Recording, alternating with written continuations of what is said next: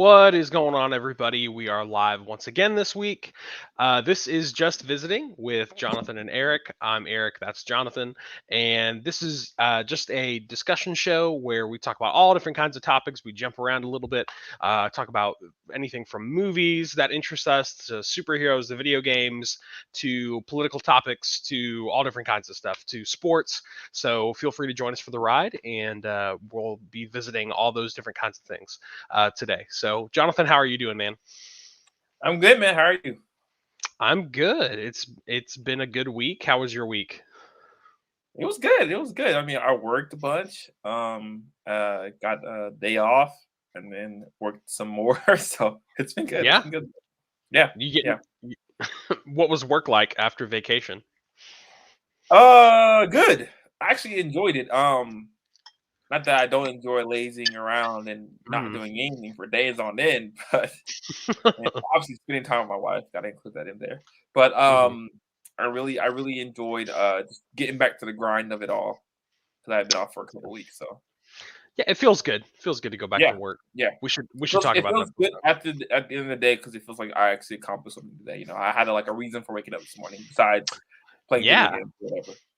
yeah, for sure. No, I felt, honestly, when I got up this morning, it's the first time I've gotten up like as early as I did in a while. I got up at I decided to start working at earlier, so I woke up at 6:30. And I felt when I came home today, I put I think about 5.5 hours in of work, and then I'll put a few others in this afternoon. I felt a lot better.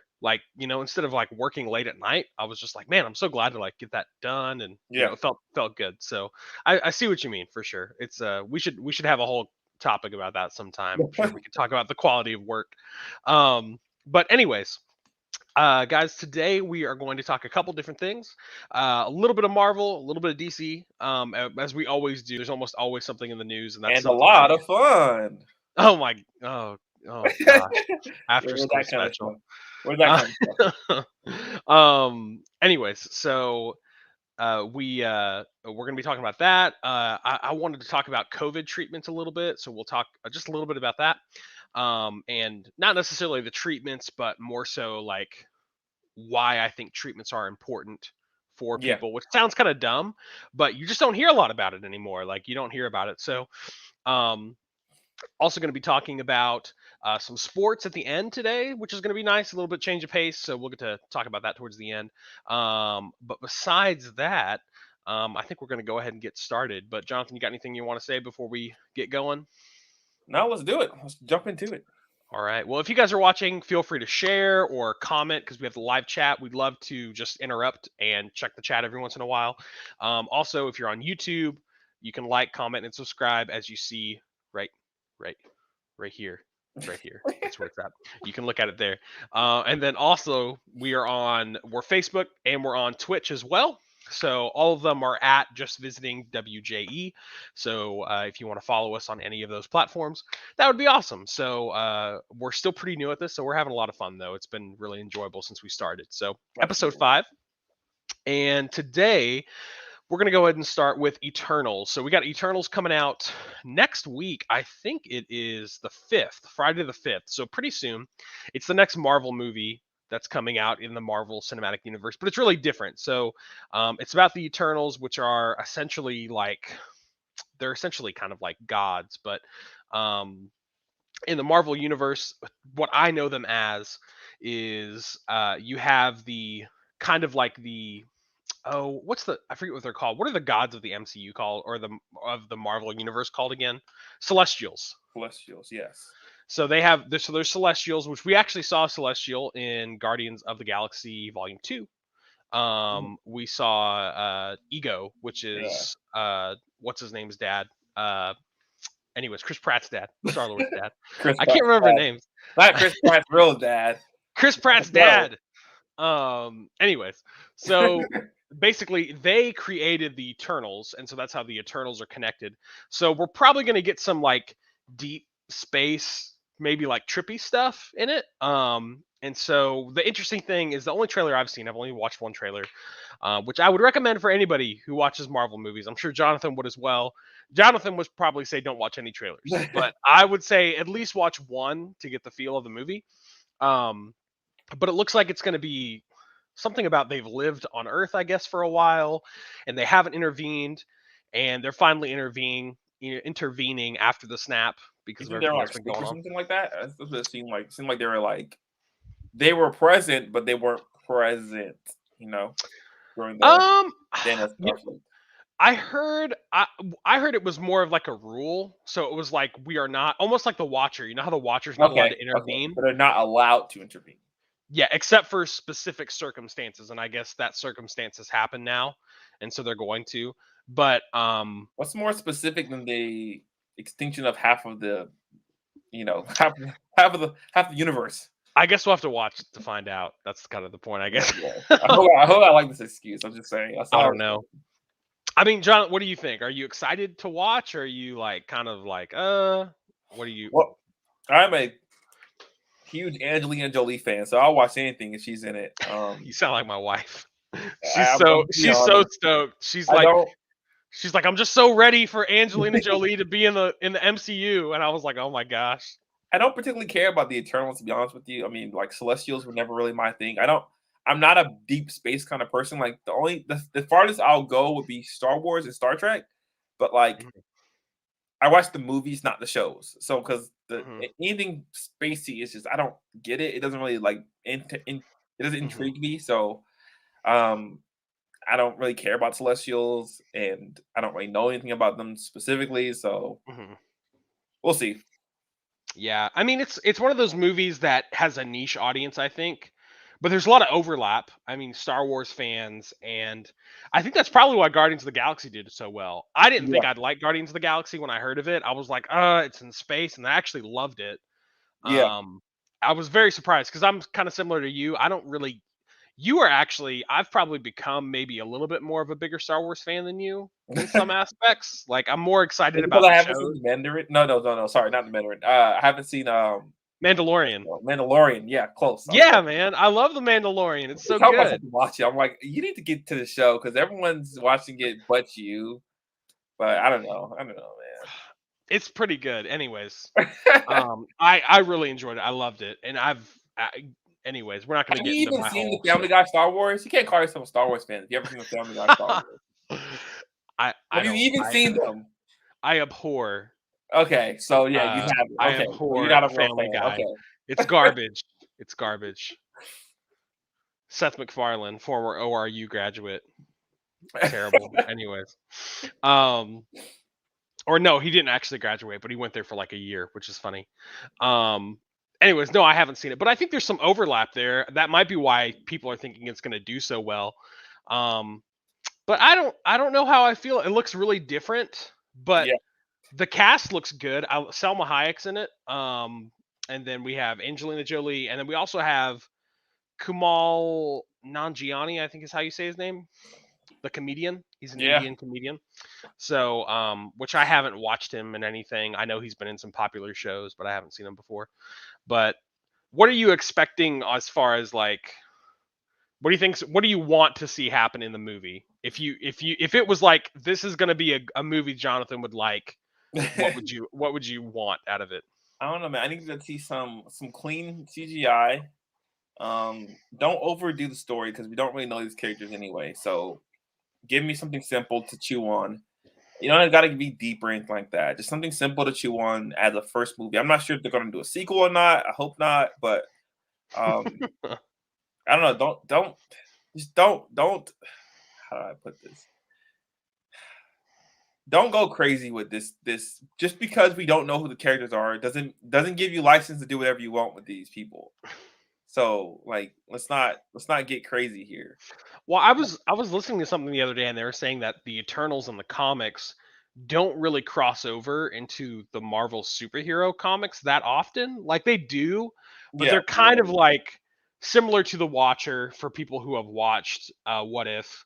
He kind of they're supposed to just kind of hang out in the background, and they're yeah. kind of like on the background of the universe, watching and seeing what's going on. And they're not really they have their own stories. And so I'm wondering if it's going to be separate. I'm actually really excited about possibly Thanos because Thanos is related to the Eternals. So you think Um you think he might come back, or you think it's going to be like I a Thanos origin story kind of deal I where we think we just might learn get about some him? of his origin, Okay. which would be fun. Because also I think people forgot about this because haven't heard anybody, but when Josh Brolin signed on, he actually signed on for more movies than he's been in currently. Oh Like I wow. think, yeah, he signed on for like 5 or 6 appearances, like 5 or 6 movies or Marvel things. So and he's only been in 3, I guess technically. I mean maybe 4 if you count that end credit scene that he was in. But he's still got like 1 or 2 left that he's supposed to be in. So they're obviously going to be doing more with the character. So So, here's my question though: how do you think they're going to play that with Deadpool? what do you mean with Deadpool? Do you Like, think how are they like gonna? because You Josh think they're? Brolin is both he's both Cable and he's Thanos, so Yeah, but multiverse, man. Everything's answered with the multiverse. Like, it's not that's hard. the answer for everything. Yeah, of It's course like it is. Jesus in Sunday school. That's how Who DC is built gonna the try to. Noah's Ark? Jesus. Good answer, Billy. You get an A for that one. Wow. No, I mean that's base. You got to know that's what they're gonna. Or Deadpool make some sort of comment about how he looks like Thanos. And that'll be it. It could be a very meta thing where he's just like, you look like that purple guy, except your chin look like a normal man's chin or something. I think I would actually prefer if that didn't happen. I would prefer if they were actually in the same world but just separate because there's in different places and they're doing different things. And Deadpool really hasn't faced any like world-ending events, so like Hmm. they didn't necessarily need to intervene in those stories Hmm. anyway. Hmm. But Well, I mean, there's mhm. still the X-Men thing though, because obviously Deadpool interacted with the X-Men, so there's that too. So we might have to go with the multiverse excuse, but I mean, I think the more I talk to you, um, you really don't want a connected universe anymore. I think you're tired of it. I I mean, I'm just saying. I think you're was tired of listening it. back to that clip today, and I was like, wow, I was very harsh about the whole situation. Well, you're just like, just do its own thing, do separate movies, and I'm like, man, he wants like the early 2000s superhero movies back, Yeah, like I actually love everybody's that time period. everybody's just like begging for Wolverine to be with Spider-Man, and they're like, no, no, they're separate. They're separate. We're never gonna be connected, and it's like, fine, gosh, it wasn't as fun back then, man. It wasn't as No, fun. I'm fine with the connected. I'm not. I was just strictly speaking about uh DC because they're DC. not good at it. That's the only thing I was talking about. I think Marvel has done an amazing job of connecting these universes. I just I don't want it to get too big because then you lose the. I feel like you lose the intimacy with the characters when you're building such a grand universe because you have so much to Yeah. care about now Well, outside of the specific movie you're watching. yeah, well, I think I kind of feel like what you're trying to say. At least this is what I think, because I would agree with you on this point if this is what you're trying to say. Um, but I don't think we want every movie to be a civil war, like Okay, yeah, a Captain America Civil War, where they're like, it's a Captain America movie, and it's like but it's it's mainly about obviously the other not. person. Yeah, Yeah, it's that. But I'm more referring to like I want to care. Okay, okay, yeah, yeah, yeah. That what you just said fits exactly in what I'm saying. It's just I want to really care about this particular character, and I don't want to lose the scope of that character within this movie that's trying to build upon a universe. You mhm, know, like when I'm yeah, watching a Spider movie, I really want to care about Spider-Man and Peter Parker and the things he's going through, yeah. not about Thanos and if Thanos is going to come back and if the snap is going to alter everything all over again. I really want to concentrate on just his Mhm. story. I kind of, in some ways, I miss the early MCU. I'm Yeah, actually when I like phase one where it was there's just one. like Yeah, little tidbits of connectivity, but yeah, and there might be a cameo every once in a while. Like that's yeah, fine, but don't make like talking about Spider-Man, and we'll go back to the Eternals in a second. But talking about Spider-Man specifically, I find it really annoying how he's never had a movie that was just about him. yeah, yeah, Like we've yeah. never had like a true Spider-Man movie where it's like, okay, Happy's not in it, Iron Man's not It in has it. nothing to do with Iron Man. Nothing to do with Iron Man. Nothing to do with Iron Man. Like this is his own, and the next one, Doctor Strange is in it, and probably a lot of other people because it's Yeah. rumored to be 2.5 hours long. So Ooh, nice. I like long superhero movies. What's I up with do. people? I do. I hate it when people are like, "Oh, I gotta sit." I'm like, okay, like those are the people who are like, "Oh, Venom, let there be carnage, yay!" I'm like, oh my gosh, like, I don't like 90 minutes. I think my sweet spot is somewhere between 2 and 2.5. 2 and 2.5 is my sweet spot. Anything beyond mhm. 2.5 to me feels too long. I, Like, res- I I respect it though if they have a lot to get done and they're yeah, going yeah, for yeah, three yeah. hours. You know, So that'd be my caveat. Like, if you're going to do 2.5 plus, you have to be really, really intentional about telling the story thoroughly. yeah, And yeah, that's why I did like uh Zack Snyder's Justice League better yeah, because he yeah, was at least intentional about using 2 hours. It wasn't like meaningless information that was like thrown at us. It's like a lot mhm. of deep connective things that we needed to know in order to connect to the story. Yeah, that story was really good too. Yeah. His story that he bridged was really good. There was some stuff at the end that I felt like now we're talking about DC. Oh my god. There was some stuff at the end of Zack Snyder's Justice League where I thought he just kind of like threw it in there, Yeah. like Martian Manhunter showing up. And I was just like, He didn't that need to be in the seems movie. He honestly did not need to be in the movie, and it made less sense that he was in the movie because he didn't show up at the end when they needed him. yeah, I would agree. Yeah, and he was only shown a little bit throughout the Yeah. movie, and I was just kind of like, what's the point? And then also, well, I mean, I get the end credit scene where like Batman's talking to the Joker in the future, but it was just kind of like it probably wouldn't have been in the original Zack Snyder Justice League, Yeah. but he probably just like threw it in there just cause. But anyways, back to Eternals I because we're getting off the mark already. Um, got a no, question I for you. I just got a question for yeah, you. If you were to pre-grade this movie, knowing what you know about Marvel's, other movies, especially with their lesser known characters, what would you think this movie's going to turn out to be? Like a solid B? Is it going to be like one of their lesser known movies, or is it going to be like, wow, this might steal the show, kind of this year for I this year? kind of I to be honest, I'm excited to watch it. Which these are going to sound really contradictory, but they're not. I'm excited to watch it because I'm hoping I'll be proved wrong. Okay. So I have a feeling it's probably going to be on a scale of 1 to 10, a 6.5 to 7 out of Okay. Marvel, out of for a Marvel movie, which isn't Okay. horrible. That's not Yeah. bad. Most of their bad movies are like 6.5s or 7s, right? Yeah. They have a lot of 8 to 8.5 movies that are like, oh, that was really good. I would watch it again. Yeah. Yeah. So I mean, What made them so great? Yeah. yeah, I mean, I don't think it's I have a feeling it's probably not going to be as good as I'm hoping. But to be honest, I'm interested in the characters and there's a lot of characters in it. Like there's a Yeah. lot of characters. Yeah. Yeah. Um So do you and think it it's gonna be like a Guardians of the Galaxy experience where you come in with low expectations and it could possibly be something greater, or do you think you pretty much figure out the movie's not gonna be that good and that's just the way it is? I think most Marvel fans, including myself, are probably have low expectations because most Marvel fans, unless like most Marvel, or let me preface it this way, most MCU fans have no idea who the Eternals are. Yeah. I only know about them. I've heard of them just from watching other videos online or reading some comics or reading some storylines that were in comics. I've only heard of them through that. I don't really know much about them. So I think that's most. It was kind of like that with the Guardians of the Galaxy. Now the Guardians of the Galaxy, because they were big in the movies, they got bigger in the comics. Yeah. But for a while, people didn't really know who they were either. They were like, oh yeah, there was some comic book like in 2008 that came out that like put them back together, and but they were like, yeah, we hadn't really heard of them. And so I think it's probably going to be more of that Guardians of the Galaxy effect where people are like, I don't know if I'll like it, and then all of a sudden it's like people's favorite characters. But I think that's if they make the characters different enough.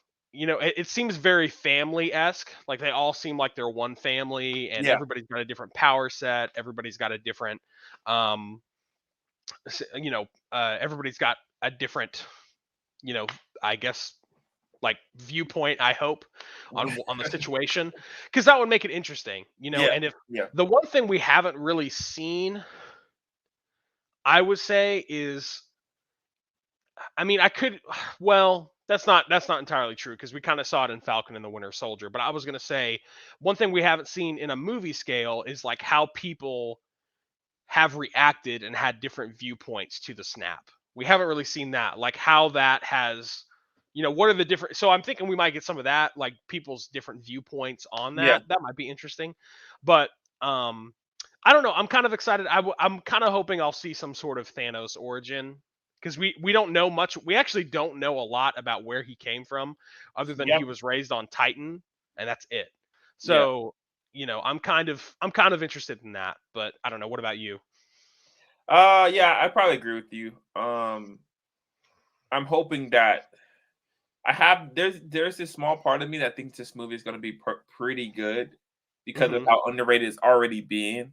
Um, because like you said before, most MCU fans just don't know who the Eternals are, don't know about these people. Yeah, So it seems like there may be a chance for it to really like blow up because of the yeah. actors they got on board already, and because Hmm. the movie's already being underrated. Because so to me, it kind of feels very Guardian of the Galaxy. But I will say Hmm. this: um, with Guardians of the Galaxy, the thing that intrigued people was the trailers were amazing. The trailers just looked awesome. That's The true. they Music. looked really funny, and the music and everything was already in the trailer. I didn't get that same feeling from these trailers of the Eternals that I watched. It just kind of Hmm. felt like a story about a bunch of different people. So Yeah. I'm not sure that's the same lineup, but I don't know. A small part of me is like, this might be really good. I'm like, okay, maybe. Could Maybe be. we should check it out. Yeah.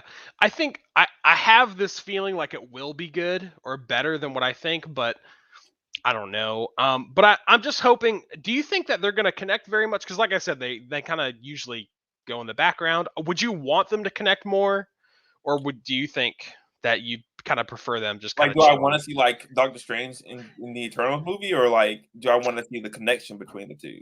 Not necessarily in the movie. I just mean like, do you want to see them connect later on down the line?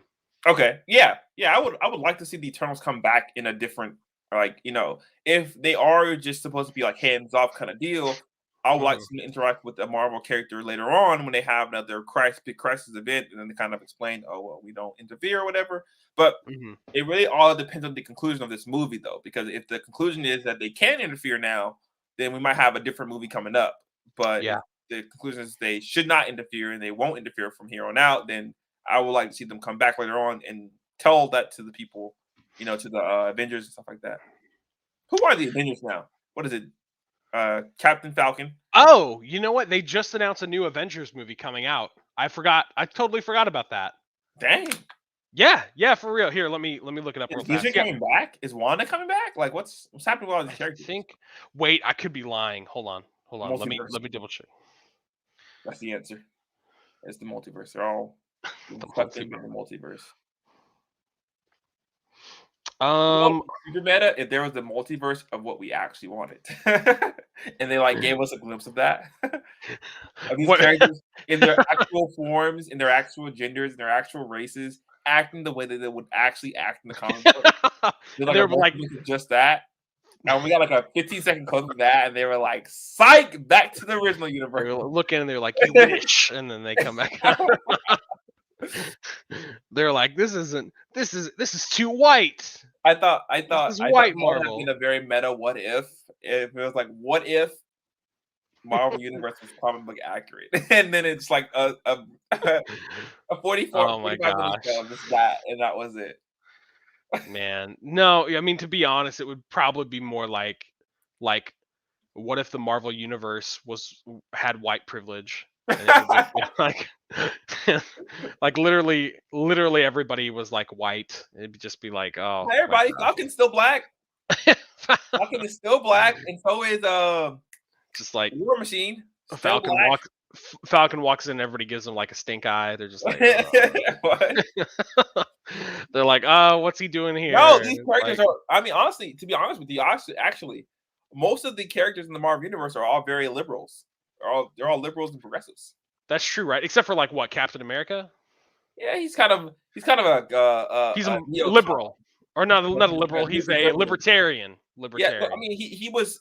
If you like read his storyline, you could tell his ideals are transforming as time goes on, as he's realizing he's in a different world now. Mm, So I think as you get to like 21st century Captain America, he'd probably describe himself as a liberal. yeah, that might be true. That might be Yeah. true. I was just trying to think of the whole like Civil War event Yeah. because that's a very he takes more of a conservative or Yeah. Yeah. libertarian Libertarian stance. position. But at the Yeah, end, though, he admits he lost. So that's true. I mean, hey, I don't the know how very government libertarian should that intervene at all is. costs. He was like, Um, "Government, you win. Bow to actually, the government." he died. So Yeah, he got shot. that's yeah. But that No, was after he Punisher, right? surrendered, though. Oh no, he got shot by what's his name? Agent Carter. No, it wasn't Agent Carter. Yeah, there was a sniper on the roof, but she's the one who gave the fatal blows. Really? I Yeah, didn't man, you know got to read Captain America. I've read it twice now. that. Read it twice now. It was so I good. thought it Before was it was so good. what's his name? Crossbones. It was Crossbones. Crossbones was the initial sniper, but once Captain America falls down, Peggy's like over him, and she goes, not Peggy. It was her niece or whatever. Oh, Sharon. Sharon, yeah, Sharon's over him, and she goes bap bap because she was being controlled by Oh, oh, Tiger. bap, got him. That's Yeah, crazy. Oh and dang, he's like shocked dang. when she shoots him. She's like oh. And then Tony Stark's like, "I'm an idiot. He died." And Yeah, I'm yeah. like, "Is it really your fault?" I don't know. Anyways, that's so funny. So, anyways, yeah. So I think overall, Eternals, I'm excited for it. I think it's going to be interesting. Yeah, Um, I'm excited. I'm probably more excited for the cast and the characters than I am the storyline. I have no idea what the storyline is going to be that's about. true. And I don't really care as much, to be honest. I'm being serious. Like, it's weird, but like I care more about, I want to know who these characters are. I want to know who the dude is, which I could probably look it up online and find out in a comic book what he is. But like the dude who has, like laser vision, like Superman, like I want to see who that character is. I thought it was Sentry, but it's not Sentry apparently. So that's who I thought it was. But I want to see all these characters and learn about them. I'm interested, I guess, on that front. Because it seems to be almost like a Asgardian. It seems to be like almost Asgard mixed with Guardians of the Galaxy. Yeah, It's like yeah. this other like godly realm is what it feels like. So I don't know. We'll see. We shall see. It'll be fun. But anyways, any last thoughts on Eternals before we move on? Yeah, it has the potential to be the best movie this year, right? I don't think we've had any really good movies this year. We've had Black Widow, we've had Shang-Chi. No, I don't think it's going to be Shang-Chi.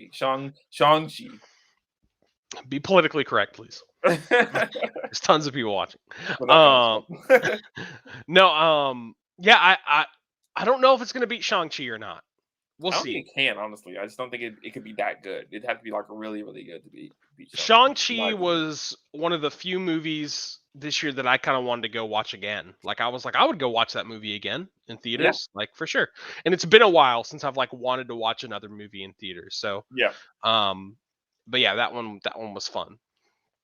So we'll see how it goes. If it can beat the ending of Shang-Chi, it might be better. Okay. Yeah, It might be that's better. true. That's true. That's true. The action, I'm not sure, but the ending, it could definitely beat that ending because it wasn't that great. Anyways, all right, guys, we're gonna move on to our next order of business. Jonathan's gonna get really angry for a second. So Jonathan, just get really angry, please. Just Just say the word. Just say the word, and it'll instantly cut on. Just say the What? word, and it'll cut What? on. Titans? Ah! Oh man. He does birthday parties. No.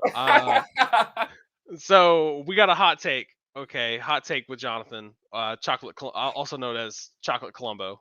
Chocolate Columbo. But Can I rant real quick, please? yes, you can, and I'm gonna join in. Now, no spoilers. Jonathan has watched the entire season. I'm gonna try my hardest not to spoil it. It's all right. I want to start off with I pulled off.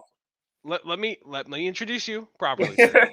Okay, he has watched the entirety of season 3 of Titans, and he called me last night and he was like, "Have you watched Titans yet?" And I said, "No." So my wife and I caught up to halfway through the season because we were like a quarter of the way through.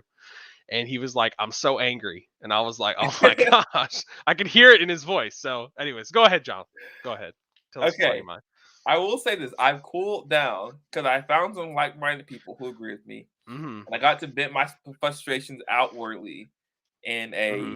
a Oops, sorry. like I just kind of yelled at my phone because I was like listening to Mm-hmm. them talk, and then I would pause it and I'd be like, "Yeah, that doesn't make sense either. I don't get why that's in there."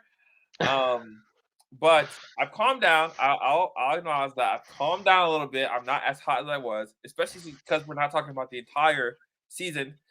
I can't be as heated because it really, really gets crappy at the end. I'll say that much. It gets really, really crappy at the end. The middle Mm-hmm. is not any better, but like it's just the worst of it is at the end of the show.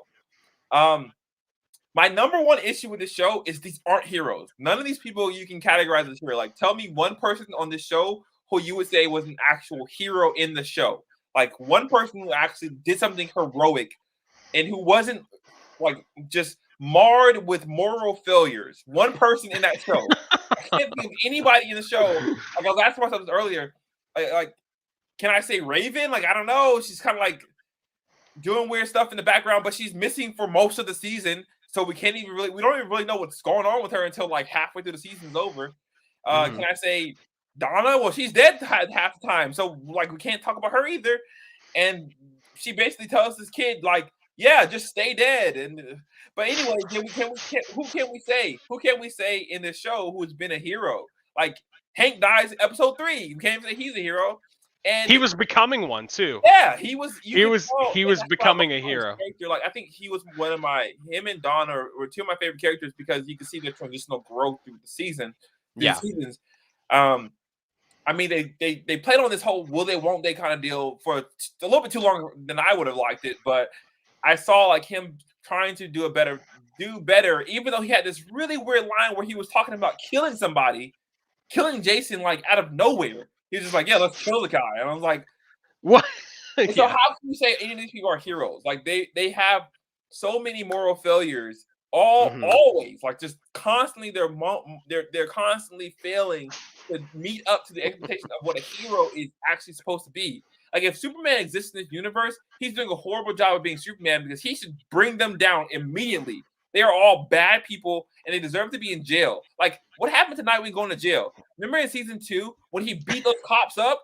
He literally beat them up. He put probably 2 of them in the hospital, and he was in jail, and then he broke out. And why isn't he back in jail? He's like walking around GCPD without his mask on, just like, yeah, I know I was supposed to be in jail, but now I'm out, so whatever. No consequences. Yeah, he's acting like a cop. He still has his badge. How does he still have his badge when he went to jail? You don't get to be a cop after going to jail. Like he went to max penitentiaries, like he went to the max. Like this wasn't like a normal jail cell he went to. And he broke out and he's still walking around like he's a cop. How does this make any sense? And I think that's my biggest issue with the show is there's zero consequences for any of their character actions. There's literally no consequences for anything they do in this show. And the show just continues to reaffirm that they're heroes. Like, hey, don't forget, these are the Titans. They're the heroes of the show. They're the ones who are saving the day. And I'm like, I don't trust you to save the day for anything because you're just going to kill somebody. You might just kill this guy right here or kill that guy right there. It doesn't matter as long as you, at the end, beat the bad guy. But you don't actually be a hero in the midst of it.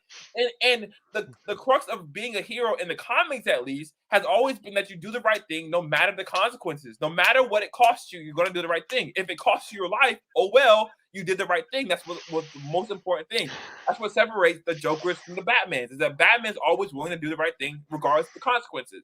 Regardless of what it takes, regardless of what he has to go through, he'll put his body through the most strenuous things possible if it means that he gets to do the right thing. And that's all. That's what it means to be a hero in a nutshell. But this movie doesn't teach you that. It teaches you that it doesn't matter what you do. As long as you call yourself a hero, then you're fine. Like as long as you call yourself a hero and you wear the hero title, then anything else you do doesn't matter. It's all absolved. All the other stuff you do is absolved because guess what? You're a hero. You matter and you're a hero because you call yourself a hero. And that's all that matters.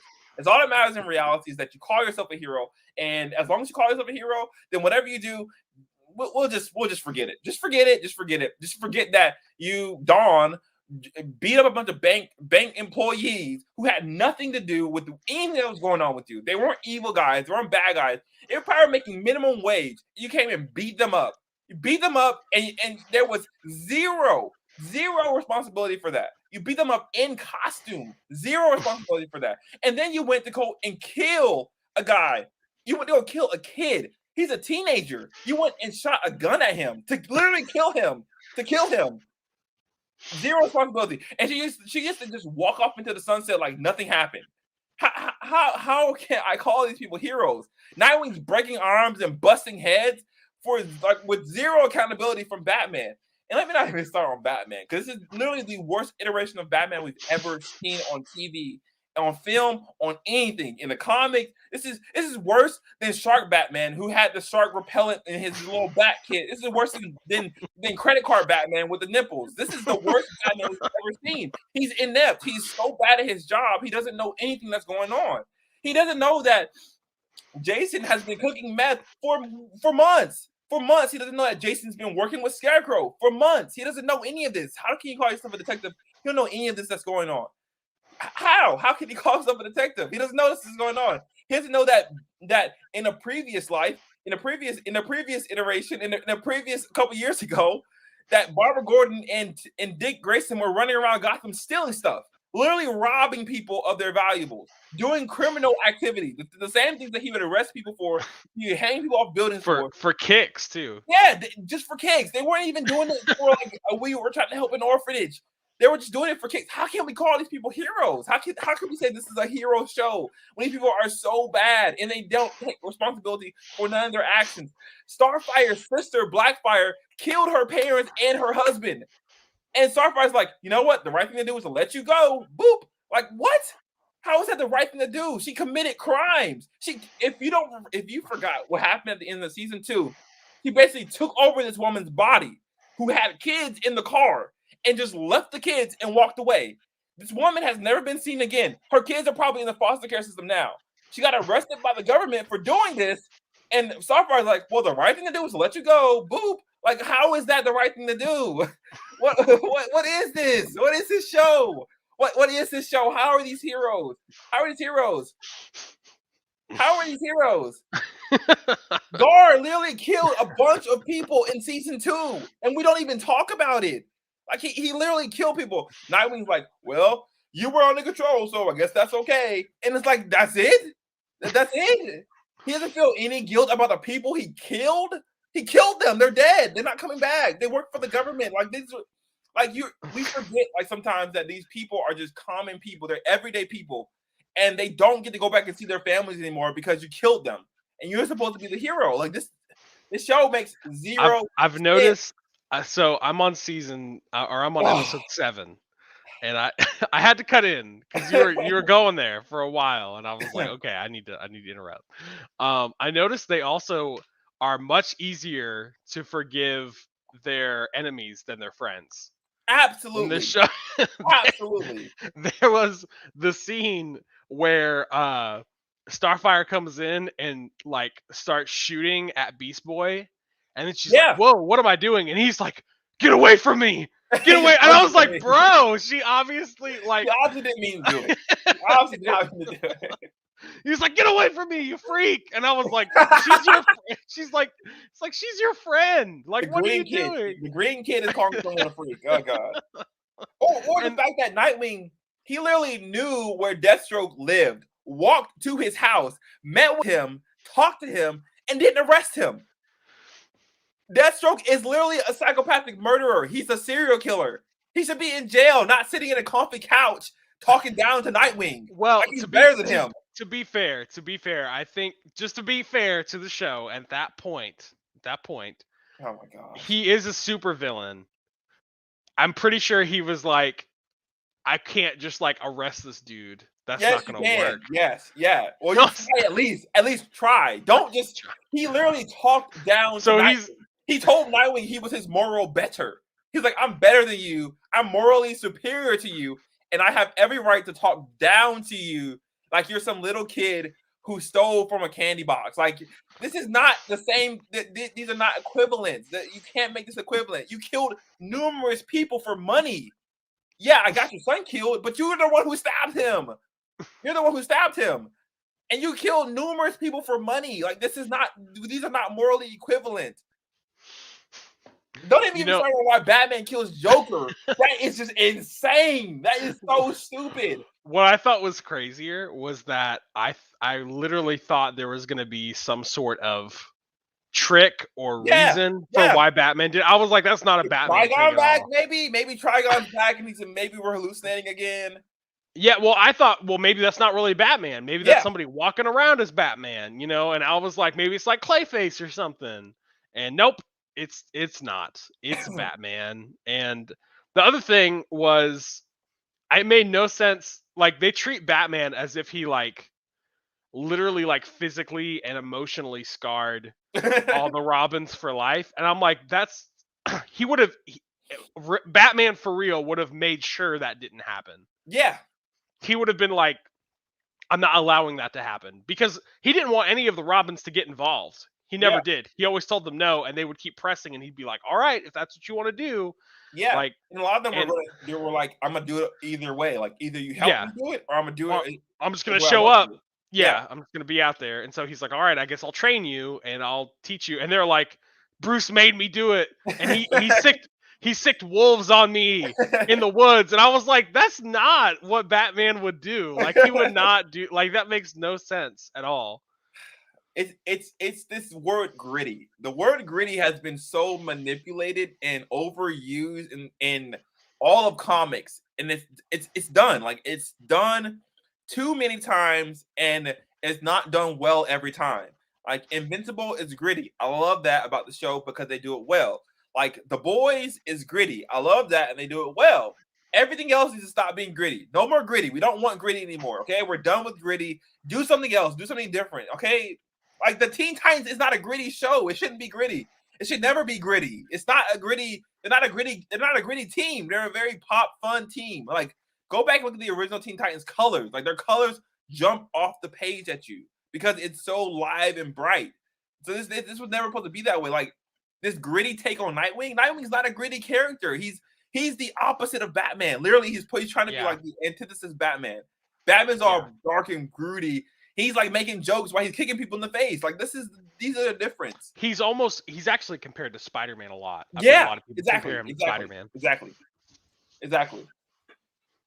Or the fact that Barbara Gordon had the gall. She had the gall to tell Bruce that he was as bad as Joker. She has zero. She doesn't know anything about Joker if she says that. If she says that, she doesn't know anything about Joker. She knows nothing about Joker. He didn't kill her. He wasn't the one who paralyzed her. That wasn't him. It was somebody else. It must have been because she doesn't know anything about Joker, and she thinks Bruce is in at any way comparable to a homicidal maniac. Anyway, Are you upset? Were you upset with the twist of Scarecrow training Jason? not really, but I was upset with how quickly Jason gave up the goods. He gave it up so quickly. It wasn't even like a second thought. He was just like, okay, I'll tell you everything. But he's like, I'll give you information. Yeah. What? Which that's actually in the comics, like his character is actually more tight. He keeps his mouth shut more than probably the other Robins, I would say. Because he's super actually the whole reason he turns is because he's like, I was so dependable to you. Yeah. And you threw me away like I was garbage. That's what he views Batman as in like the comics, right? In the Under the Red Hood story. Because he's like, I didn't say anything about you. I didn't do this, and you couldn't even save me. And not only that, you wouldn't even kill him. Yeah. For that. And so he's like, I must be worth nothing to you. They butchered the entire story. They butchered the story. It's just they absolutely mutilated it. I understand. I will say this. I understand why they tried to change the story because it's been in the recent 3 years. It's been told like a bunch of times. Yeah. So obviously you got to change it up a little bit. But I don't know. It just I think the way they did the character of Jason, of Jason Todd being Red Hood was bad. Yeah. Also, can we talk about that really random Lazarus pit? Oh my gosh. Batman doesn't know anything. He doesn't even know there's a Lazarus pit in his city. that underneath Arkham. that That's race such has been the planning something from the beginning in his own city. Batman doesn't know anything about it. He's just completely clueless. Arkham Asylum, where he knows all the criminals live, where he obviously would have plans of the place where all of his evil criminals that he fights live, God, because he doesn't it want to make gets sure they so get much out or better. something. I can't wait till you finish this season. It And just they gets just like so much worse. It gets so much worse. I was kind of laughing inside my head because I was like, they're just like randomly walking around Arkham Asylum, like they're just like, oh, Arkham Asylum, I'm here, and I'm like, nobody's like arresting him, nobody's like literally, and I was kind of like, how did Jason get into Arkham Asylum? Like, how That's did what he I was even get? wondering too. And I was like, okay, I can give him the benefit of doubt. Maybe he used his Bruce Wayne privilege to walk into Arkham Asylum like that. Mhm. But you would think Bruce would be notified. Like he would be notified. Hey, Jason Todd came to see the Scarecrow. That's kind of weird. Yeah, But I was appalled at how fast Jason gave Batman up. Like it's yeah, one thing to be hurt by Batman and want to get him going to get back at him, but to reveal his secret identity, where the Batcave Mhm. is, how to get in, all the secret passcodes, to reveal who Nightwing is, like to Mhm. just give Well, I everything mean, away to be for fair, nothing. Dick even references that. He's like, I can't believe you gave everything like to Yeah, him, and I was like, yeah. yeah, that's true. Everything, Yeah, everything, and he didn't get yeah. anything. He didn't really get anything substantial in return. He got a drug that supposedly makes him fearless, but he was still kind of scared when he walked into the Joker's pit, and like Hmm. power maybe, but that was only on the caveat that they actually beat Batman and Nightwing. Like, and none of this Yeah. didn't. He gave it all up so quickly. I was just like, that is astounding that you could give it up so quickly for nothing. He wasn't even being tortured. He was just like, in a sense, Yeah. I want to know everything about Batman. It's like, no, no, no, I no. also I also hate how like in this show so far, literally everybody there's no leader ever. Yeah, There's never a leader who's just like guys, come on, we need to look up and we need to go forward. yeah. And I know we all have personal problems and stuff, but we're just gonna push through. There's never one person like after season 2, I was like, great, I'm not gonna get whiny, sad Nightwing anymore. And that's not, I mean, I'll be honest, he's not as bad as in Yeah, the last yeah. 2 seasons, but I'm still getting him every once in a while. Also, I hated how when he went out into the forest and he got shot and everybody was like, "You literally got shot and you're just going to move around and do all this." It's like he's like it, I was like, "Don't we all do this? We all Yeah, have this the is same this is job, common right? practice. Like we all have the same job. We all put our lives on the line. Like can we move forward a little bit? Like I don't know. That was my take. Or how stupid was it when Starfire comments when they tell her Jason's dead? She goes, "Yeah, Jason was so stupid. He just didn't learn his lesson." Like, okay, well he's dead now. You want to keep speaking poorly about him? Like, and she's like, "You guys need to make sure that you don't be like Jason when you grow up." Like, dang, okay, he was a teammate. You guys really did not like Jason. Like, you No guys wonder really he had it out turned. for Like some reason. You guys really had it out for this kid, and he didn't even yeah. do anything to deserve it. Also, you know what was weird is that they thought that he died in the Yeah. second season. Didn't they? Didn't they think he died? No, no, no, no. When? What happened? Oh wait, no, he got He caught by got caught by Superboy. Superboy. Super caught him. Didn't they think he Yeah. died at one point? Weren't they told he was dead? I don't remember. Oh, I think he okay. got captured Anyway. by Deathstroke. He got captured by Deathstroke. But I'm not sure if he died or not. Oh, Or okay. they thought he was dead. Because I remember Nightwing going to go save them. I mean, I I just know think he there's yeah. so many like small things that happen in the show that just are completely pointless. They're just pointless to the story. They have no meaning towards the overall arc of the story or the character. They just like, and this tells me that this show has been cut to like absolute crap. Like someone just came in with an editing tool and was just like, cut this out, cut that out, cut this out, cut that out, cut this out. Because sometimes people say stuff and they just say it and then it just Mhm. flashes to another scene. And it's like, why did he say that? There I was no think reason for him to say that. Why did you show me that scene in the first place? That has no mhm. bearing on the story. I think one thing that I'm noticing, I'm sure the show has a lot of different problems, in Yes. my opinion, but one of the problems I'm noticing is they're taking too many liberties, with kind of like, for instance, sometimes you watch a comic book movie and they're Mhm. like, we have a lot of fans watching this, Yeah. so fans will understand if we, for instance, Suicide Squad. At the beginning, they show those really quick clips, and they're like, fans will understand that we can't go through every single character, and most Yeah. fans know who these characters are already. So we're not going to spend a lot of time talking about each character, right? So Mhm. that's a liberty they took, being like, fans are going to watch this. They do that a lot in Titans, where like Yeah. they don't explain what a Lazarus pit is. It's just there, It's just and they're there. just It's like, just there. it's a Lazarus pit, and they're like, and then they name drop Ra's al Ghul as if that's supposed to mean something to everybody. And it's like, why is he even here? How is a Lazarus pit here? Like, what even is a Lazarus pit? Like, I know what a Yeah, Lazarus pit that is, was but my question. How did the Lazarus pit get there? Because it sounded like they were saying like he put it there. And I'm like, I don't think that's the yeah, way it works. I don't I think don't think so either. I think there are hot spots around the globe that Batman found them, but I think Ray Mhm. is like, I have the power of the Lazarus pit, and he just like injects it into the ground. I don't think that's the way it works. No, I don't think so either. But that's kind of how they made it seem. Yeah, And so they've yeah, been doing all these things where they're just like, oh, they understand. Like yeah. They'll figure it out. they know about Lazarus pits, and they know about all this different. And I was just like, this is so, I don't know. Like, you gotta, like, they're, it's almost like they don't care about the Yeah, extra detail going on in the show. yeah. I just don't think I don't think they should have done Black. I don't think they should have done Red Hood this season. This season should have been about Starfire. It should have been about Starfire and Hmm. Tamarin and her sister. That's what it should have been about. Like we were Hmm. getting this build up since season one when she's trying to figure out who she is.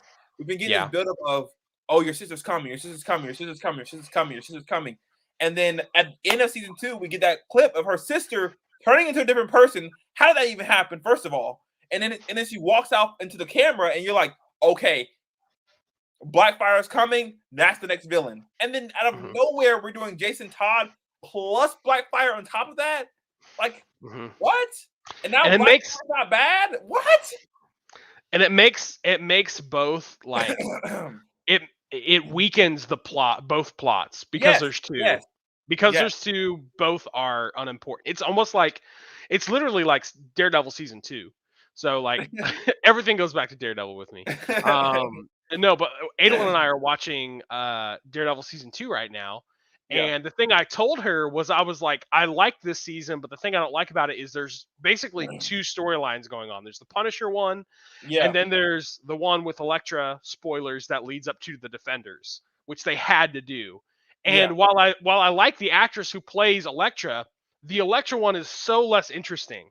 yeah. It's I and agree. I it's agree. not it's kind of like not even important to the Yeah. story, to the season 2 storyline. And so that's kind of how I feel about Titans, is like, they have all these storylines going on, and it's like, I really, there's one that kind of drives the season, and it's like, I care about that one. I really don't care about what's going on with Superboy right now. That should be a whole separate storyline where he's dealing with being half Lex Luthor, half Superman. I don't really need Yeah, to get into all that.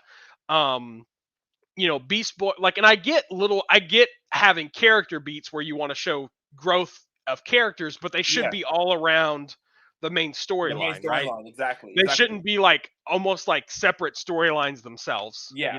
It's like, Yeah, oh my because gosh. then it feels like you're forcing them all together just to finish the main storyline instead of, because like, and that's the problem with the show, is that there's so many unresolved storylines that we're still kind of asking what happened with this storyline. Like Hmm. like the fact that we don't see Raven until mid-season is just like insane. She was literally the OG member of the original season one Titans, and we don't see Hmm. her till literally halfway through the season. Yeah, I haven't seen her yet, but I knew she was going to be in this season, so I'm not Yeah. like shocked by that. But I am kind of wondering like why it's taking her so long, and I'm kind of like, that's weird Well, that we even haven't like if seen we her. could just get like a little glimpse of Themyscira and what she's doing there, earlier in the season, instead of having Beast Boy do some kind of weird talking to himself thing where he's like, "Well, I know you're in Themyscira helping people," and he's like talking to himself weirdly. Hmm. It's just like that's not helping us be interested in these characters when you have all these separate plot lines that have nothing to do with the main story, but they're Hmm. all like scattered, but they all feel like their own main storyline. Like for Yeah. Starfire, that feels like her main story is about that. She could care less about Jason Todd than she cares about What? Yeah, I would agree. I would agree. She seems very taken away from the Jason Todd thing. Yeah, And it's yeah, funny because they're supposed to be a team, but yeah. it does not It feel like doesn't. it doesn't feel like they're attacking Jason Todd as Yeah, a team. and that's what they keep telling us. They keep telling us this is a family. Jason was one of us. We got to go help him. And I'm like, I don't feel like that he is. None of you Yeah. liked Jason when he was here. Mm, All of you really kind of like were like, I hope he leaves. Nightwing yeah. even tried to kick him out a couple times, and he was about to commit suicide because you guys didn't like him. So like, I don't feel like this is really a family at all. I feel like this is just a bunch of people who happen to Mhm, be in the same place at the same time to team up to beat one person, mhm. to beat What Deathstroke or whatever. Yeah. What's weird is like season 2, they actually felt like more of a family because they were Yeah, living in the same area and they were interacting, and it was all about Deathstroke for the most yeah, part. It was pretty much yeah. Until they all all about until, Deathstroke. until they punched Nightwing in the face for telling them that Deathstroke actually killed the kid. Like that was a big surprise. Oh I no, know. you didn't! Bam! Like what? No one will react like that. No rational person would be like, you know what? I'm out of here. Like what? Because you kept a secret. And it's like, I don't know. It's just ridiculous. Anyways. Yeah, I agree. I agree. But yes, season 3 and Jonathan, what have we been talking about the whole time? You're gonna watch season 4 anyways. Yes, and that's the caveat to all of this is that I am a hypocrite. I'm the biggest hypocrite of all. I hate this show to my boiling point, but I am gonna watch season 4 because look, guys, look. I've loved Teen Titans since I was a kid. That was my favorite group of heroes. Before even the animated series came out, I loved Teen Titans. That was my favorite group of heroes. And then the animated show came out, and I loved them even more. So I have an attachment to these characters that supersedes the stupid show. Okay. And so we've been hearing rumors of a Titan show for so many years that I'm Mhm. attached to it. Okay. I love the idea of a Titan show. And I'm sticking around in the hopes that they're going to turn this around somehow. And if not, I'm going to keep reaming this show every time. Every time they come up with another bad season, I'm going to tear it apart every time. Mhm. If you like this show, I'm happy for you. I wish I could get the same enjoyment from it. I really do, but it makes no sense. The Mhm. writing is stupid. All of it seems stale. The actors sometimes they give a good performance. Most times they're just kind of there to get a paycheck. Honestly, is what it feels Mhm. like. And the set pieces are average. The music is okay, but it's not nothing like to write home about. There's nothing special about this show The only beyond the thing character names. the only good thing I think about the show that I like is maybe the action. And Yeah. even sometimes the action is not that great. But they do it like so for instance, they do a great job with Nightwing's acrobatics. They Okay. show that off a lot. They do a good job with that part of the Yeah. character. Um, his suit is really cool. I mean, I'm a Nightwing fan. That's probably why I keep coming back. Is because I've Nightwing's my I would say third favorite superhero. I like Nightwing a lot. I just find him an interesting character, and uh, I don't know. I don't need another storyline of this is my fault. It's my fault. I But it's ruined ultimately Bruce's everything. fault. It's my It's also fault, but it's also Bruce's fault. exactly. And I don't know whose fault it is, unless I but kill Batman, I can't become who I'm supposed to be. I can't. Well, and a lot of the characters are like that. Like Beast Boy had a moment where he was like that. Like it's my fault. I did that, and it's like, bro, you were being used. Like stop it. Like so annoying. And the thing, I would like to see that carry over though. I would like to see that carry over. Like. I mean, I'm not saying I need a mopey Beast Boy every single episode, but a realization of what he really did more than an episode beyond. that's true. Like the That's true. weight of It feeling like was you he mauled got someone to death. Like that. he That's cut real. he got it over. He got over it really quick. Really That's quickly. true. Once Dick was like, "Well, you were being controlled," he was like, "Okay, works for Yeah. me." I think the thing is, I feel I don't like that people always show grief as one emotion. They're Mhm. like, you're just mopey and sad Yeah, all the time. It's like that's not grief. That's not going through the cycle of grief. Like show the character actually going through those different emotional elements. yeah. I thought they And tried, it's and I thought they tried to do that with Batman when Jason died because you see, like he wasn't like really grieving. He was kind of like trying to move on with it. Mm-hmm. And Dick's like, he died. You're looking for another sidekick already? Yeah. And then he like kind of he felt like That's a drug true. addict to me. He felt like a drug addict to me. He was like, I just need Do my you Robin. want to be Robin? Come on, man. You want to be Robin? One more time. Come on, one more time. I'll give you the suit back. Come on, man. You know you want to be Robin. It's like, that's not Batman. Who is this guy? Who's this fraud? That's so true. That was so weird, wasn't it? It was weird. He was able to come back after Jason just died. And he's like, do you want to be Robin again? I don't want to be lonely. Like, I felt like that's what I was just like, oh, he's so like, that was a very gross side to see of Batman, because that you're not was so bad. It was so bad. Like, you've been telling us for 2 seasons that he's this hard edge guy who ruined all the Robins because he was so tough edge and he didn't embrace his emotions.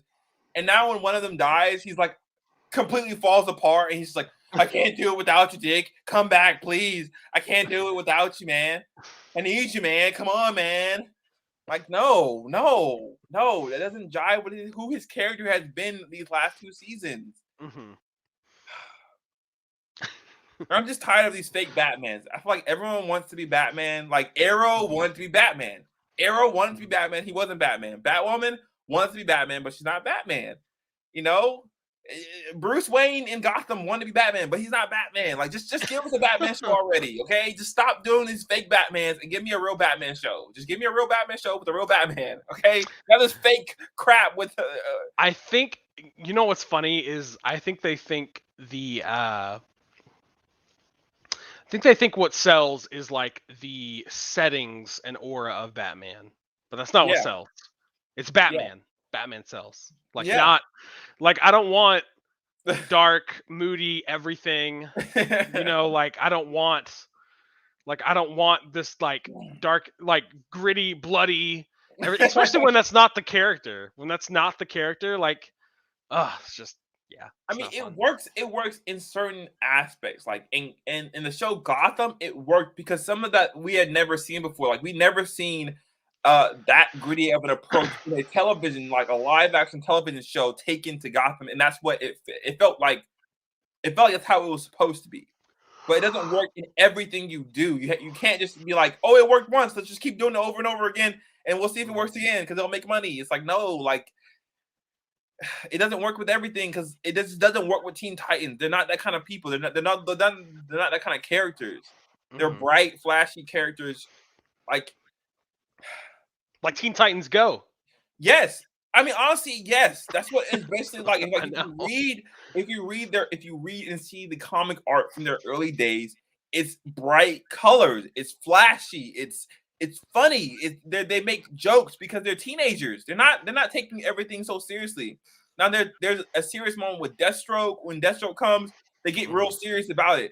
But like, for the most part, they're a bright and colorful team. They're all making jokes because they're a family and they're all united together on a purpose of getting justice for other people, like doing the right thing. And it's so sad to see these characters be just horrendously mutilated by this company because they want a quick buck instead of like doing the work of laying a foundation for us to agree together. They are a team. Like, the Avengers is a team because they laid the groundwork for so many movies.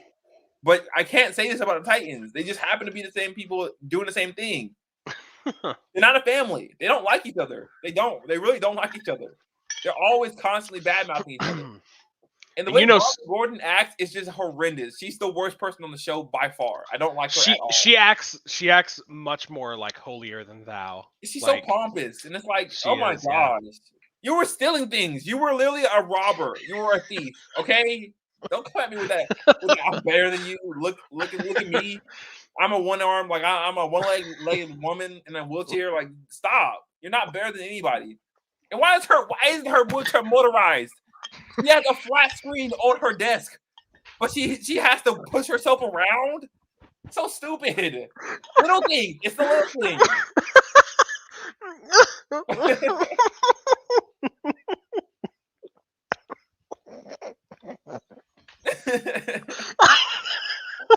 It's the little things that this show messes up on that makes it so bad. What?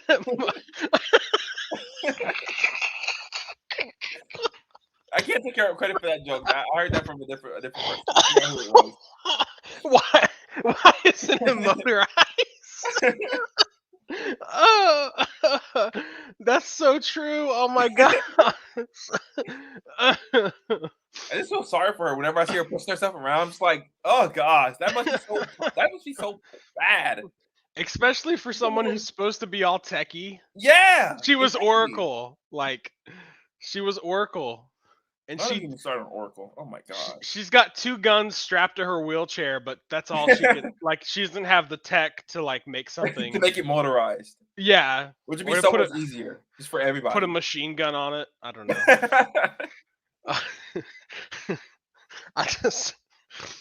It's just such a funny complaint. Like, go to the director. Why did you make a motorized?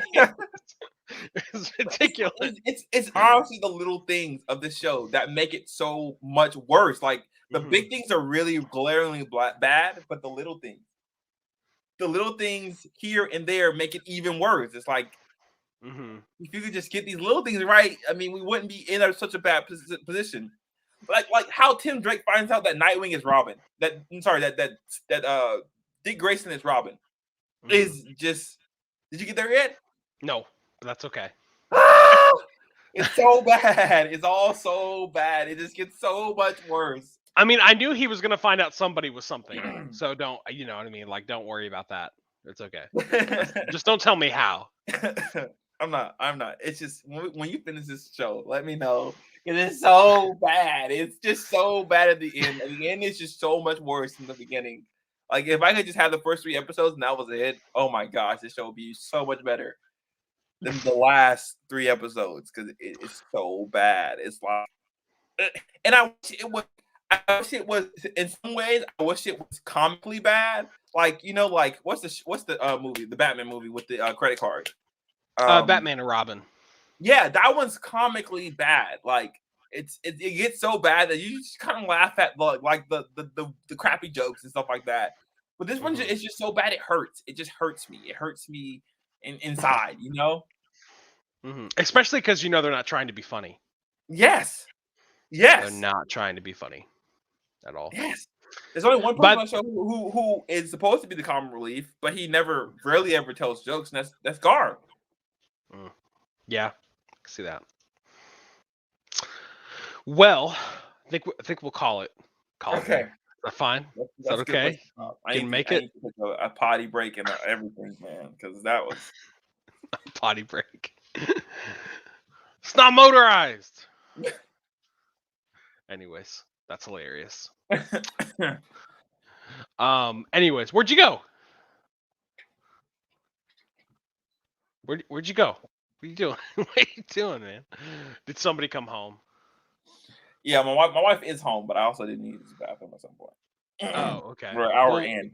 I got a small bladder. Well, you should have went beforehand. That's how this works. Actually, oh my gosh. Went twice. Well, invest in some recyclable bottles, man. Something.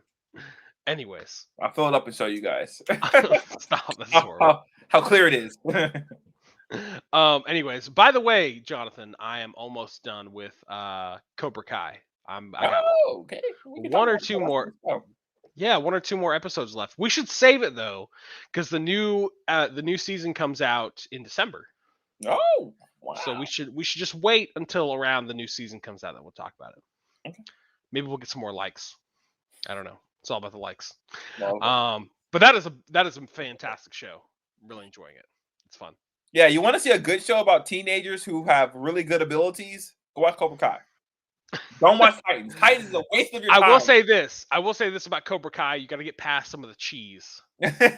There's some cheese. It's not super thick. Absolutely. It's not super thick. You got to know that there's going to be cheese in it. If you've seen Karate Kid. Yeah, there's going to be cheese. Yeah. but it's good. It's good. It's a healthy dose of cheese. Yeah. Yeah. And the serious moments in it make it not cheesy Yeah. because and the drama in it almost it feels more real life than some of the other shows that we've seen. It really honestly, I think they really captured um teenagers well. Yeah, And I teenage rarely say that about Hollywood. teenage angst especially. Yeah. Like they really cover that well. A lot of Anyways, times Hollywood feels like Hollywood thinks just like we're just all on our phones constantly. It's all we care about, and we have like these little petty dramas all the time. Well, there's a case of that that's true, but like there's a complexity I think for teenagers that's often overlooked that I think the show captured well. I agree.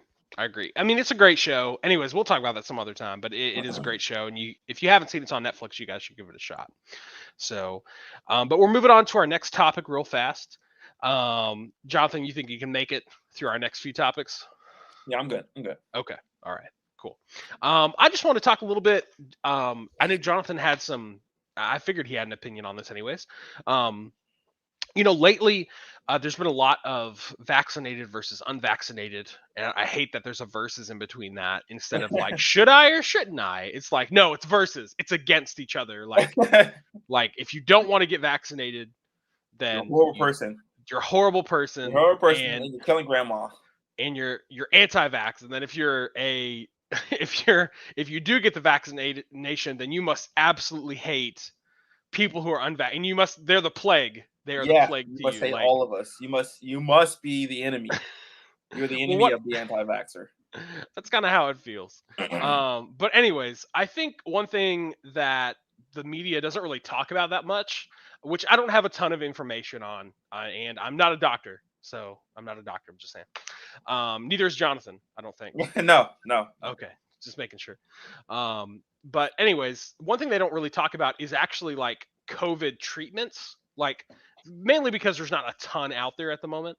Mhm. But we're not hearing a lot of people coming out and saying, "Hey, if you are vaccinated or not vaccinated, when you get sick with COVID, we're not because the reality is whether you get the vaccine or not, you're still possible for you to get COVID." All right, Eric, be careful now. I know. I don't. We're not even monetized, and we might get demonetized. Not even there yet. We haven't even hit that stage yet. But the thing By the is, way, like, don't forget to comment, like, subscribe to the channel so we can get there. yeah, Anyway, that'd be shameless plug. Anyways, so there's been a lot of talk about like ivermectin, Mhm. monoclonal antibodies. There's a lot of I know Joe Rogan took like Z-Pack, and he took a bunch of he took IVs too. He just had like actual IVs going into his system to keep him hydrated and everything too. And he got over it fairly quickly. But what's interesting is like I know there's not a lot of studies, but if certain drugs are safe for people, and they're not hurting anyone, I don't really see why you can't follow your doctor's advice for, hey, if I get sick, what should I take? Because that's something I'm thinking about asking my doctor the next time I see her is, hey, listen, if I get sick with COVID, what would you recommend I take? If I Mhm. get, just so I can get over it and so I can be healthy, because I don't want to end up in the hospital. And what's crazy is like, they're like, oh, well, if you have the vaccine, like, there's no way you'll end up in the hospital or get sick. And it's like that's like not true at all. Like there's a lot of, I think they said 25% of hospitalizations are breakthrough cases right now, which Yeah. is like So much crazy. for That means, breakthrough cases. We probably should rephrase that now because they're not really breakthrough. If it's at 25% now, we can't really call it breakthrough anymore.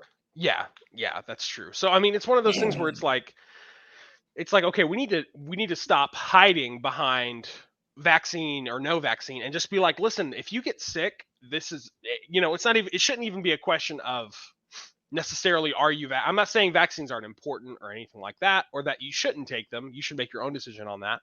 But I am saying like we should talk about like how should I treat myself Mhm. besides just being closed off to the world for 10 days. What are some medicines I can take? What are some things I can do?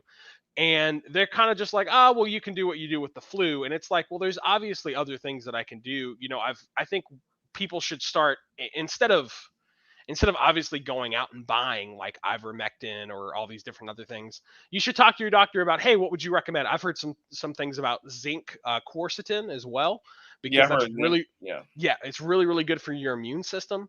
Ivermectin, the whole point of that, so I've been told, I don't know, I haven't read any tests or anything, but the whole point of that is it limits the amount of viral load that you have in your system. So if you take it, it's supposed to help you, basically your virus not be as bad, or as it's that your sickness or your illness, if you ever get COVID, is not supposed to be as bad. So, there's lots of things that we should be able to do. Like one thing I'm doing that's like basic common knowledge is like 3 times a week I'm taking vitamins emergency. Like I take that like 3 times a week just to keep my immune system up. Just 'cause, I mean, if I do get sick, hey, I want to have a high immune system. That might be Yeah. good. Yeah. So I can build up those antibodies. Whether I'm vaccinated or not, that should be something that I want to know about. Especially if I do get sick. If I do get sick, I'm like this with, I mean, I would assume most people are like this with any illness, right? If you get the flu, if you get pneumonia, if you get chicken pox, if you get a cold, I mean, the first thing you want to know is, okay, how do I get over this quickly? Yeah, we're Right? for it. Yeah. Yeah, what can I do to get over this like as soon as possible? And so I don't see a lot of people asking those questions. There's just and nobody talks about it on the news. Nobody talks about like, how can I get better? All we're hearing is like, basically, if you get COVID, you're dead. Like that's all we've heard is like it. And if you're not vaccinated, you're even more dead. Like Yeah. you're like that's all I've heard. From Yeah, the and news. it's strange that we've heard that, and this is what you and I were talking about earlier. Mhm. If anyone, I challenge anyone, go out there, find the official, quote unquote, official COVID numbers. Okay, look at the number of cases that have been reported in the United States and the number of deaths. All you gotta do is a simple multiplication here. Divide the number of deaths by the number of cases, or number of cases by number of deaths. You're gonna take the Simple number of math, and deaths. then I messed it up. It's a fraction. So the number Yes, of deaths over the number of cases. exactly.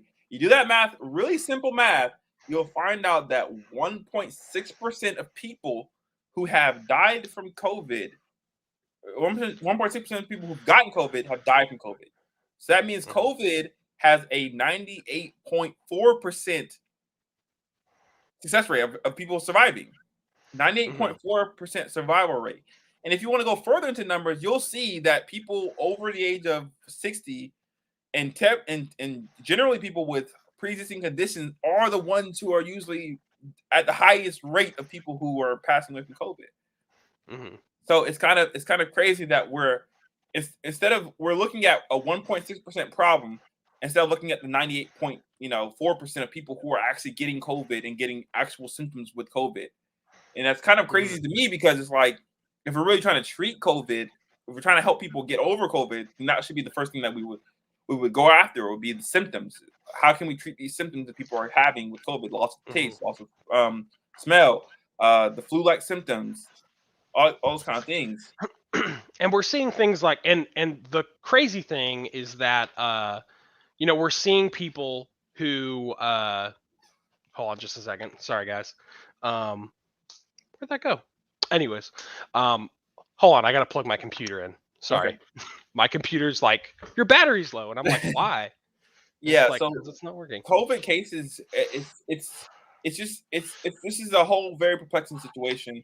A lot of people say, it's because people want to see how many people are going to bend the knee to the government and then what the government demands. Some people say it's because pharmaceutical companies are really getting rich off of the vaccine, so they're really trying to force hammer that into our public sphere. But regardless of whatever the issue is, and it's unfortunate that in this day and age, everything gets polarized. Like, we can't have anything that's just like right down the middle. You choose, I choose, whatever. Everything has to be polarized. Even a comedy special has to be polarized now because of how polarized just our society has become. And that's become like, entertainment 101 is polarized something. But it should be like that. It should be based on someone's individual choice because of the survival rate. If we were at 50-50, Like you had a 50% chance of dying from COVID, I would understand a push on the vaccine. I would Hmm. totally understand that. But Even like 20 or 30, yeah, yes, like yes, even if it I was would agree with that, that too. 20 or 30. We could be at 20. If we're at 20, anything over 20, I'm definitely down. Matter of fact, you could even go 15, 15 or yeah. 10, because that's still a large number of people. I'm not saying that Hmm. the number is huge now. I'm just saying that statistically, it's not that huge compared to the number of cases that we've had. Hmm. It's really not that huge. It's not. And so to make this as big of a deal as we have, and you're only going to further entrench people when you push it this hard. You're only going to further entrench those who didn't originally want to get it to further not Hmm. want to get it now that you're pushing them to get Yeah. it. I mean, I've used this line before because I really like the way that it's said. But I heard someone that I was listening to one time, and when they decided to do vaccine mandates for businesses and stuff, they said you just took a something that somebody could be swayed on, a Yeah, personal medical issue, and now you turned it into a freedom issue. So you've yeah, turned it into something saying you are not allowed to make a decision on yeah, this, essentially, or you're yeah. going to lose your job, so you either give up your choice or you're going to lose a job, or basically we change the choice, And now it's between that and the job. if there's any country you don't want to do this with, it's with Americans. Because Yeah. Americans are the most stubborn-headed people in the existence of the world. They are. Yeah. We Yes. are the most stubborn people ever. If you've ever met anyone stubborner than us, they don't live in Earth, okay? Because we are literally the most stubborn people ever. We will get our way no matter what you say. We will do whatever we want to do, no matter who's in our way, because that's just how Americans are. It's the freedom that we live with and that Yeah. we were born into. So to the thing that you're going to force Americans, every American, to go and get a vaccine, it's just insane. Like there's just no way it's possible. I don't Hmm. unless you come to our houses with the needles and jab us with force. That's the only way. Even then, you're gonna have people fighting back. You're gonna have the resistance grow out of nowhere. From like Star That's Wars all true. over again. Yeah, it might feel that way. Um, yeah, and then I've heard in the news recently, like in some smaller media outlets, excuse me, they're talking about how there are certain treatments possibly coming through the companies who make the vaccines, like Pfizer and Yeah, Moderna, and that's cool. That's great news, but still, we don't really hear that on mainstream. I wish, we don't hear hope anymore, and that's really what I'm yeah, pushing for. Is like, hey, this is what you should do once you get COVID. If you get COVID, these are what we should have a year of data by now, more than that, yeah, of people in the yeah, hospital, what helps them get better. We should yeah, have there should be data on that.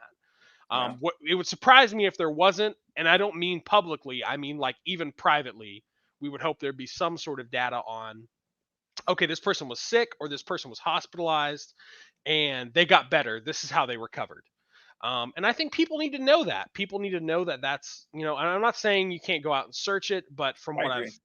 I've Yeah, seen, what I've seen online and stuff is just like, there's not a lot. It's all misinformation, misinformation. It's like, just because I don't know, just because Facebook or YouTube or some of these places don't know if it works doesn't mean it doesn't work. There's lots of non FDA approved things that people take every day that helps them. I'm not saying that you should go do those things or anything. I'm just saying that you should allow people to look into different options to get themselves better. yeah, Whether they have the vaccine absolutely. or not. And that's kind of where my mind has been lately, is just like, I don't know. I just think of my family, and I have some family that isn't vaccinated that are older, and I'm like, man, I'd love it if they did get vaccinated because they're older. But you know Yeah, what I'd like to know even better is, if I can't make them get vaccinated, I would love to know how to treat whatever they have. I'd love to yeah, know what is a good way to get them back to health. A little bit more than just like chicken noodle soup and vitamin C. Like, what else is there? Is there anything that we know has shown to help, maybe not replicate the virus as much in their body, that's maybe boosted their immune system, that's besides vitamin C? But anytime you say, well, hey, zinc zinc can help with COVID, if you just make that statement, you're going to get a flag that says that's misinformation. Or if you say, ivermectin can help with COVID, and then they just say, whoop, nope, it can't because of misinformation. Horse Um, tranquilizer or you horse can't, armor. yeah, you can't even, how, I don't know. It's just, how are you supposed to find out what's going on? A lot of medical stuff that I look into, I find on WebMD, and I find on like prominent sites. But when they're all saying, well, that's not approved by the FDA, don't, it's like, well, what am I supposed to do? Because this is a new virus. We need to know this, the newest information, so that Yeah, way everybody can try to get better. And they've been saying the same thing for a year and a half. And that's more so where I'm getting upset, is like, I give you grace, like when we're 6 months in or even a year in, but when we're like almost 2 years in, yeah, and you don't know what's making people feel better, or you don't have any kind of, and I know they say there are studies coming out with ivermectin. There have been some studies that have been starting to come out, which is good. But it's like, when you're not even, I don't know, I feel like the government isn't even trying to help with the yeah. citizens, because I don't know, it's just crazy. That's just kind of how I feel. They told us to wear a mask for so long, like the masks work, and people still got sick wearing the mask everywhere. Like Mhm, they will wear it the way they're supposed to wear it, they still got sick. So it's like they said 6 feet. Then it turns out 6 feet was just a number someone came up with to distance mhm. from each other. So it's just like I don't know. If if someone says they don't trust the government after this whole situation had come about, Mhm, I would be understanding of that because we've been lied mhm, to a lot. We've been told the wrong information intentionally, um, and we're supposed to just keep shoveling down whatever they tell us to believe.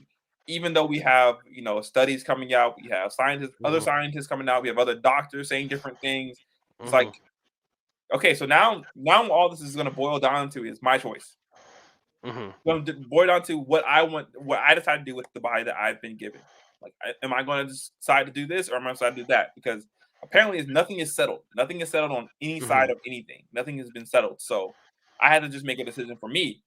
But then now we're being told, okay, well, now you're going to get demonized for the choice that you make, whether it's vax or anti-vax, whether it's I'm choosing the jab or I'm not choosing the jab. You're going to get demonized for that, and that's just the unfortunate part of our society. Yeah.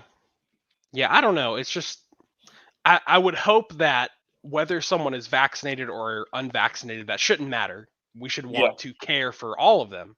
yeah, And the fact is, there's people who are vaccinated and not vaccinated who are in the hospital. yeah, So how do we treat those people? How do we yeah, how does anybody, whether they're vaccinated or not, treat COVID? And we always hear a lot of things, but we get a lot of hearsay, yeah, but yeah. the media and the government only allow it to go that far. They're like, well, we're just going to leave it hearsay, because if you say any more, we're going to take you off of YouTube, or we're going to shut Yeah. your page down on Google, or we're going to block your whole thing with something that Ban says you from all social media misinformation. accounts. Yeah. By the way, YouTube, we didn't prescribe any medicine to anybody. We didn't say anything about COVID that wasn't already stated beforehand about the percentages and everything like that. So we're good. Okay, we're good. I hope we're good. Anyways, um, We're gonna try to but post this video. So we're like misinformation. like, What did no, we it's say? Well, not. you said something about COVID, so obviously that's misinformation You because you're said not something doctors. about COVID. Exactly. Yeah, you said something. We don't know if it's misinformation, but you said it. You said COVID. Fact check. Anyway, False. yeah. Snopes. Anyways, well, after we're gonna stop talking about politics and COVID and be downers, and we're gonna get onto some sports real fast. And these two Hey. segments we'll probably get through decently quick, I would say. Um, but essentially, let's see. First, we're gonna start off with Eric's picks, which we haven't done in a while. We've skipped a few Dun, weeks. dun, dun, It's been a dun, dun, while, dun, so dun, dun, dun, dun, dun, are dun, you dun, are you doing are you doing is that what's it called? That's The Price is Right, isn't it? You doing The I Price is think so, Right yeah. again? Oh, okay. Yeah. That's crazy. Oh well. Well, anyways, time for Eric's picks. So we're gonna start off with that. What week is it, by the way? Week 8. So we missed a Week. couple weeks. Yeah, a lot actually. Yeah, we got Quite 10 a few. more. We got 10 more weeks. It's okay. 10 more weeks. Okay. Yeah, plus By the way, playoffs. guys, if you don't know what Eric's picks is, essentially, oh, sorry guys. Essentially, it is I don't know much about football, and so Jonathan is having me randomly pick teams to see who I think will win and come out on top. So that's essentially it. And Jonathan's getting the teams right now. But if you guys would like to join Eric's picks, you can always comment below and let us know what you think. Who's going to win? What's your predictions? So our first game is Thursday. Whew. Yes, sir. Oh, Thursday. Man, we got to start doing these live streams earlier because we're yawning around the 5 o'clock mark. That's when we both We're start getting old, yawning. man. That's all it is. It's not even about yawning. We're just getting old. All right. So Thursday, we got the Packers versus Cardinals. Packers versus the Cardinals. Give me them Cardinals, boy. Cardinals. Okay, that's actually they won. I know they won the other day. Yeah, they're actually the only undefeated team left. I thought they were. That's crazy. Okay, so Eric picks the Cardinals. All right, Panthers versus Falcons. Give me them Falcons. Dang, fam. Okay, that's you know them. Them Panthers are sucking right now. You were just telling me about it. Okay. Next we got Titans versus Colts. Okay, and two teams I know nothing about right now. So that's this is where Eric's picks gets interesting. I'm gonna go with Colts. Colts. Why Colts? A Colt is faster than a Titan. That's all I got to go on. Is that a good pick or is that not a pick? Not a good pick. Nope, not a good pick. But we're gonna move on. Dolphins versus Bills. Let's go with the Bills. Bills. Why Bills? They're doing good, right? Yeah. I think they only have lost 2 games so far, maybe 1. All right. I thought they were doing decent. So yeah. Bengals versus Jets. Ooh, I don't know much about these teams right now. I feel like the Jets are doing bad. If you guys notice, I don't have the win-loss records, and I'm not looking them up on my phone, so I really don't know what a better team is. Let's go with the Bengals. Okay, that's actually a good pick. Steelers versus Browns. The Jets are always bad, man. Steelers versus Browns. Yes, sir. I feel like that's going to be a fun game to watch, actually. Mm-hmm. Because the Browns are doing okay this year, right? They're not a sleeper team. Yeah, they're doing okay. Wow, you won't tell me anything, will you? I really don't know how the Steelers are doing. I'm fairly certain the Browns are doing decent this year. Like they're doing better than normal. I remember at the beginning of the season, people were actually considering the Super Bowl. For a lot of them. So let's just go with the Browns. Let's go with the Browns. He's going with the Browns. Backup QB and all. Okay. What? Eagles versus Lions. They have what happened to their QB? He got injured. Oh, man. I can't switch it? No, it's too late. Eagles versus Lions. Let's go with the Eagles. Eagles. Okay, dang, you're rooting against your own team? I'm not rooting. I'm telling you what's going to happen. Yeah. They've let me down every week. Aren't they 0 and some they haven't won a game yet? It's a great question. Let me look. I'm pretty sure they haven't won a game yet. The Lions is like the only team I semi-follow, by the way, because my family's from Michigan. And so in order for me to say that, I have to stay on top of some of the Michigan sports teams because I was born in Michigan, but it's slowly going away. So if I don't look at the sports teams, then I'm not allowed to say that I'm a Michigander. You would be correct. They are 0-7 this year. Thought they were. So and let's go. Just lost to last week. Who? Matthew Stafford. I came and torched the ball. I knew. Where's he playing again? He's on the Rams. That's right. And they're doing decent too, aren't they? Yeah. Of course he does good over there because everybody who's good who comes to Detroit sucks. They suck. Every time. I hate it so much. I should do a rant about that because Detroit is where quarterbacks go to die. That's where they go to die. Like and I'm not saying he was a bad quarterback when he was at Detroit, but he never. I don't know who runs the. I don't know who runs the organization over there. I really don't. I don't know who's the manager of the team, who picks everybody. I don't know who puts the team together, but they always do a bad job. They always do a bad job. And whenever their offense is strong, their defense sucks. And whenever their defense is good, their offense sucks. And then they always get people like Ndamukong Suh, who is good there for a while, but then he gets into so many problems and causes us to have so many flags. And then he goes elsewhere and he's fine. I don't even know if he's still playing, but I know that he doesn't get as many flags because he's not in the news. Okay. If he was in the news, then I know he'd be doing a bad job, but it's whatever. Anyways, it's Detroit, man. Detroit's just it's a wonky place. Rams versus Texans. Let's go. Oh, the Texans. Let's go with the Rams. I want to see Matt Stafford do good. Okay, yeah, he threw for 300 yards and 3 TDs versus the Lions. Wow, what was no his picks? What was it? No picks? That's surprising for him. Yeah, yeah. What was his completion? It said that he circled that game on the schedule when he got it. Of course he wanted to really show him up. He wanted to blow him out. Yeah, because I'm sure he got a lot of crap while he was there. You know, and once he left, they were probably glad to leave him. Because they were like, oh, he's washed up the last 2 years. He did a bad job. Yeah. Which I've never thought he was a bad quarterback. I never did. I never thought he was bad. I just thought that they never took care of him the way that they should. Yeah, I mean, he really didn't have any talent besides Megatron. Yeah, well, he had Brandon Pettigrew, who wasn't bad. It was a tight end. He had there's a couple. Okay. He wasn't bad, man. He was like their second best. He was there when Megatron was there, and he was there afterwards for a while too. Anyways, sorry. All right. We'll continue. So you chose the Rams. Texans versus Bears versus 49ers. Let's go with the 49ers. All right, 49ers. Why 49ers? No reason at all. No reason at all. Okay. Because Colin Kaepernick's not playing. That's why. I don't know. Are you trying to get us demonetized? I guess. All right, so. Patriots versus Chargers. Patriots versus Chargers. Let's go with the. Oh man, I think the Chargers are doing decent this year, aren't they? Let's go with the Pats. You know, with the Pats, okay. They're not that great right now, though, are they? I don't know. They're kind of middle of the road.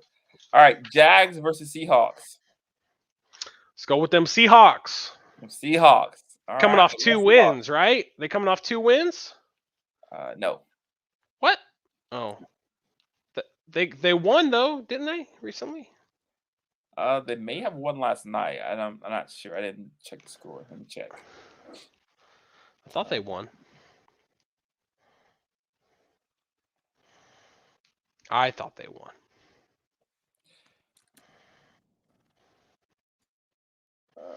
They should have won.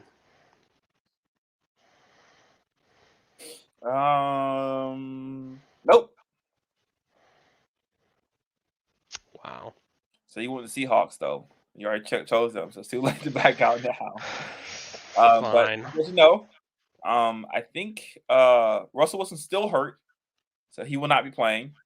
And they have the worst defense in the league currently, I think, as it stands today. Well, I just saw something the other day that their fans broke the loudness record, so I thought that was good for their team. I guess I thought that was a good thing. I don't know. Anyways, let's just. All right, Bucks and Saints. Bucks. Let's go with the Bucks. Buccaneers. Okay, why Bucks? Because I know the Saints are garbage, right? Garbage this year. No, they're not garbage this year. They're 4-2. That's basically garbage, man. Okay. That's a 50% winning. They're winning 50% of their games. No. That's not 2 divided by 4. That's 50%. No. They're not winning 50. That wouldn't be 50%. They played 6 games and they've only won 4. I'm pretty sure it's written 4 minus 2, and that means they lost that they're 50% because 2 is half of 4. So. Okay, Washington versus Broncos. I'm just kidding. I know. That's decent. The football team. The football team. versus the Broncos. Mhm. Let's go with the football team. Football team. Okay. Why football team? Because again, it's anecdotal, but I thought I heard they were doing decent this year. Okay. Uh, and you would be incorrect, good sir. What? What? Why? What did they do? What's their record? Their current record stands. I want to say 1-5. 1-5. Nope, 2-5. I was wrong. 2-5. We'll see. They're not that bad. They All have right. nothing to rally around anymore. They lost their identity. That's really what happened. That's why they're so bad. Cowboys and What, Vikings. they're like, what are you? And they're like, well, we used to be Oh, I'm sorry. We used to be. We're just a football team. That's all we are. That's all we are.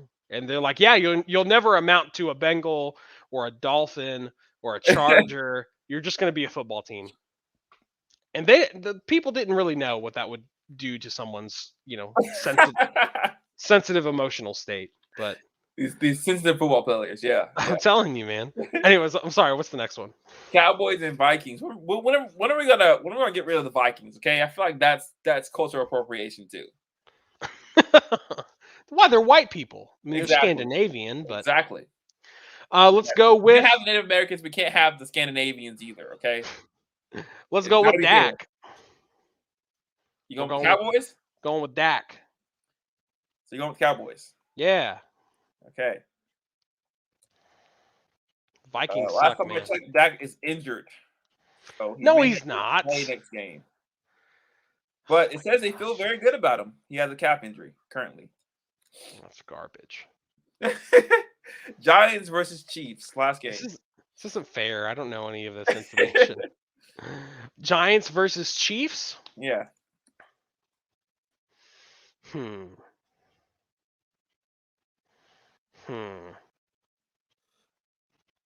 Giants versus Chiefs. Let's go with the Chiefs.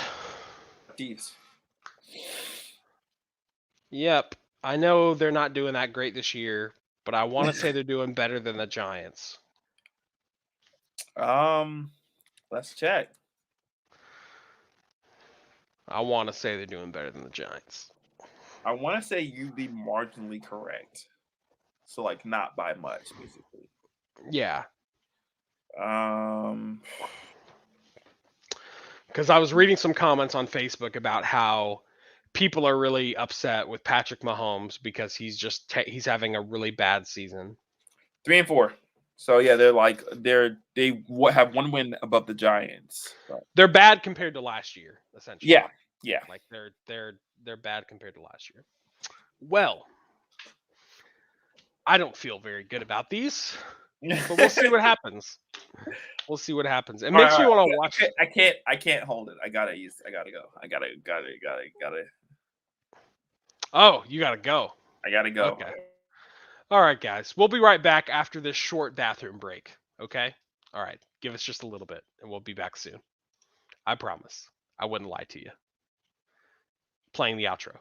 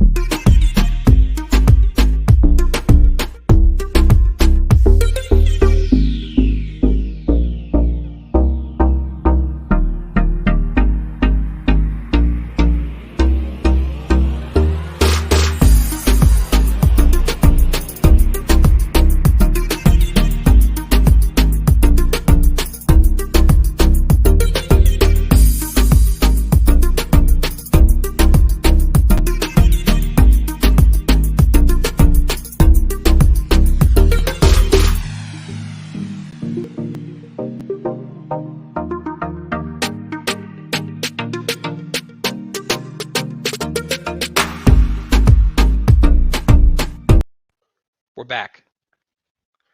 That was not long. What are you doing, man? What are you eating? Sorry, guys. I didn't know he was eating. Anyways, we are back for a little bit, and we got just like 2 more topics to cover, and then we will be done for today. So thank you all for riding along with us. And Eric's picks is over, so we're gonna take that banner off real fast. But I hope everyone is doing well. And again, feel free to reach out to us on Twitch, YouTube, Facebook, all at Just Visiting WJE. So that's with Jonathan and Eric. And you can also follow us on Twitter, Instagram, Facebook again, as well under all those. So yeah, and then also if you'd like to hire us for birthday parties, we're also on LinkedIn at Just Visiting WJE. So we are also on there as well. No, we're not actually, but so yeah, that is pretty much it so far. The next thing we are going to talk about, well, Jonathan, talking about football, you wanted to talk a little bit about how your Carolina Panthers are doing, and that's how I knew that the Carolina Panthers were not the good pick in that pick. So I know nothing about the Carolina. I gave you some spoiler information. You did, but I want to say we're doing better than the Falcons currently. Makes you say that. We are nope. They have one less loss, so they're 3-3. We're 3-4. Oh, that's fun. So, yeah, we won 3 games at the beginning of the season. Everyone was healthy, and we won our first 3 games, and then we had some injuries. So our best player, named Christian McCaffrey, running back, do it all kind of guy. He got injured after the 3rd game. And since that 3rd game, we have lost 4 straight. He hasn't touched the field in 4 games. So if you were a reasoning person, what would you assume is the problem? Probably the running back. Probably you're missing your best player. Probably. Maybe. Easy. Might not be, though. Might not be. And that's what some people are saying. I just want to give a quick notice to all my Panther fans. Please calm down. Calm down. Okay? We were always going to be a middling team at best this year. Okay? This is only Joe Brady's, our offensive coordinator, his 2nd year in the league, in the NFL. Okay? He was doing college games before this. So this is a totally different arena of football for him to coach. And Matt Rule is still only his 2nd year. Okay, everyone was praising us at 3-0. Okay, all you Carolina Panther fans are so fickle. Everyone was all hyped up and 3-0, 3-0. We're going to the Super Bowl. No, that was never the objective. That was never even the goal. The goal this year was to be slightly better than last year and get a good draft pick and be better, even better next year. Okay. Our offensive line has always been bad. It's been bad since the beginning of the season, okay? This is not new information for anybody. It shouldn't be, at least.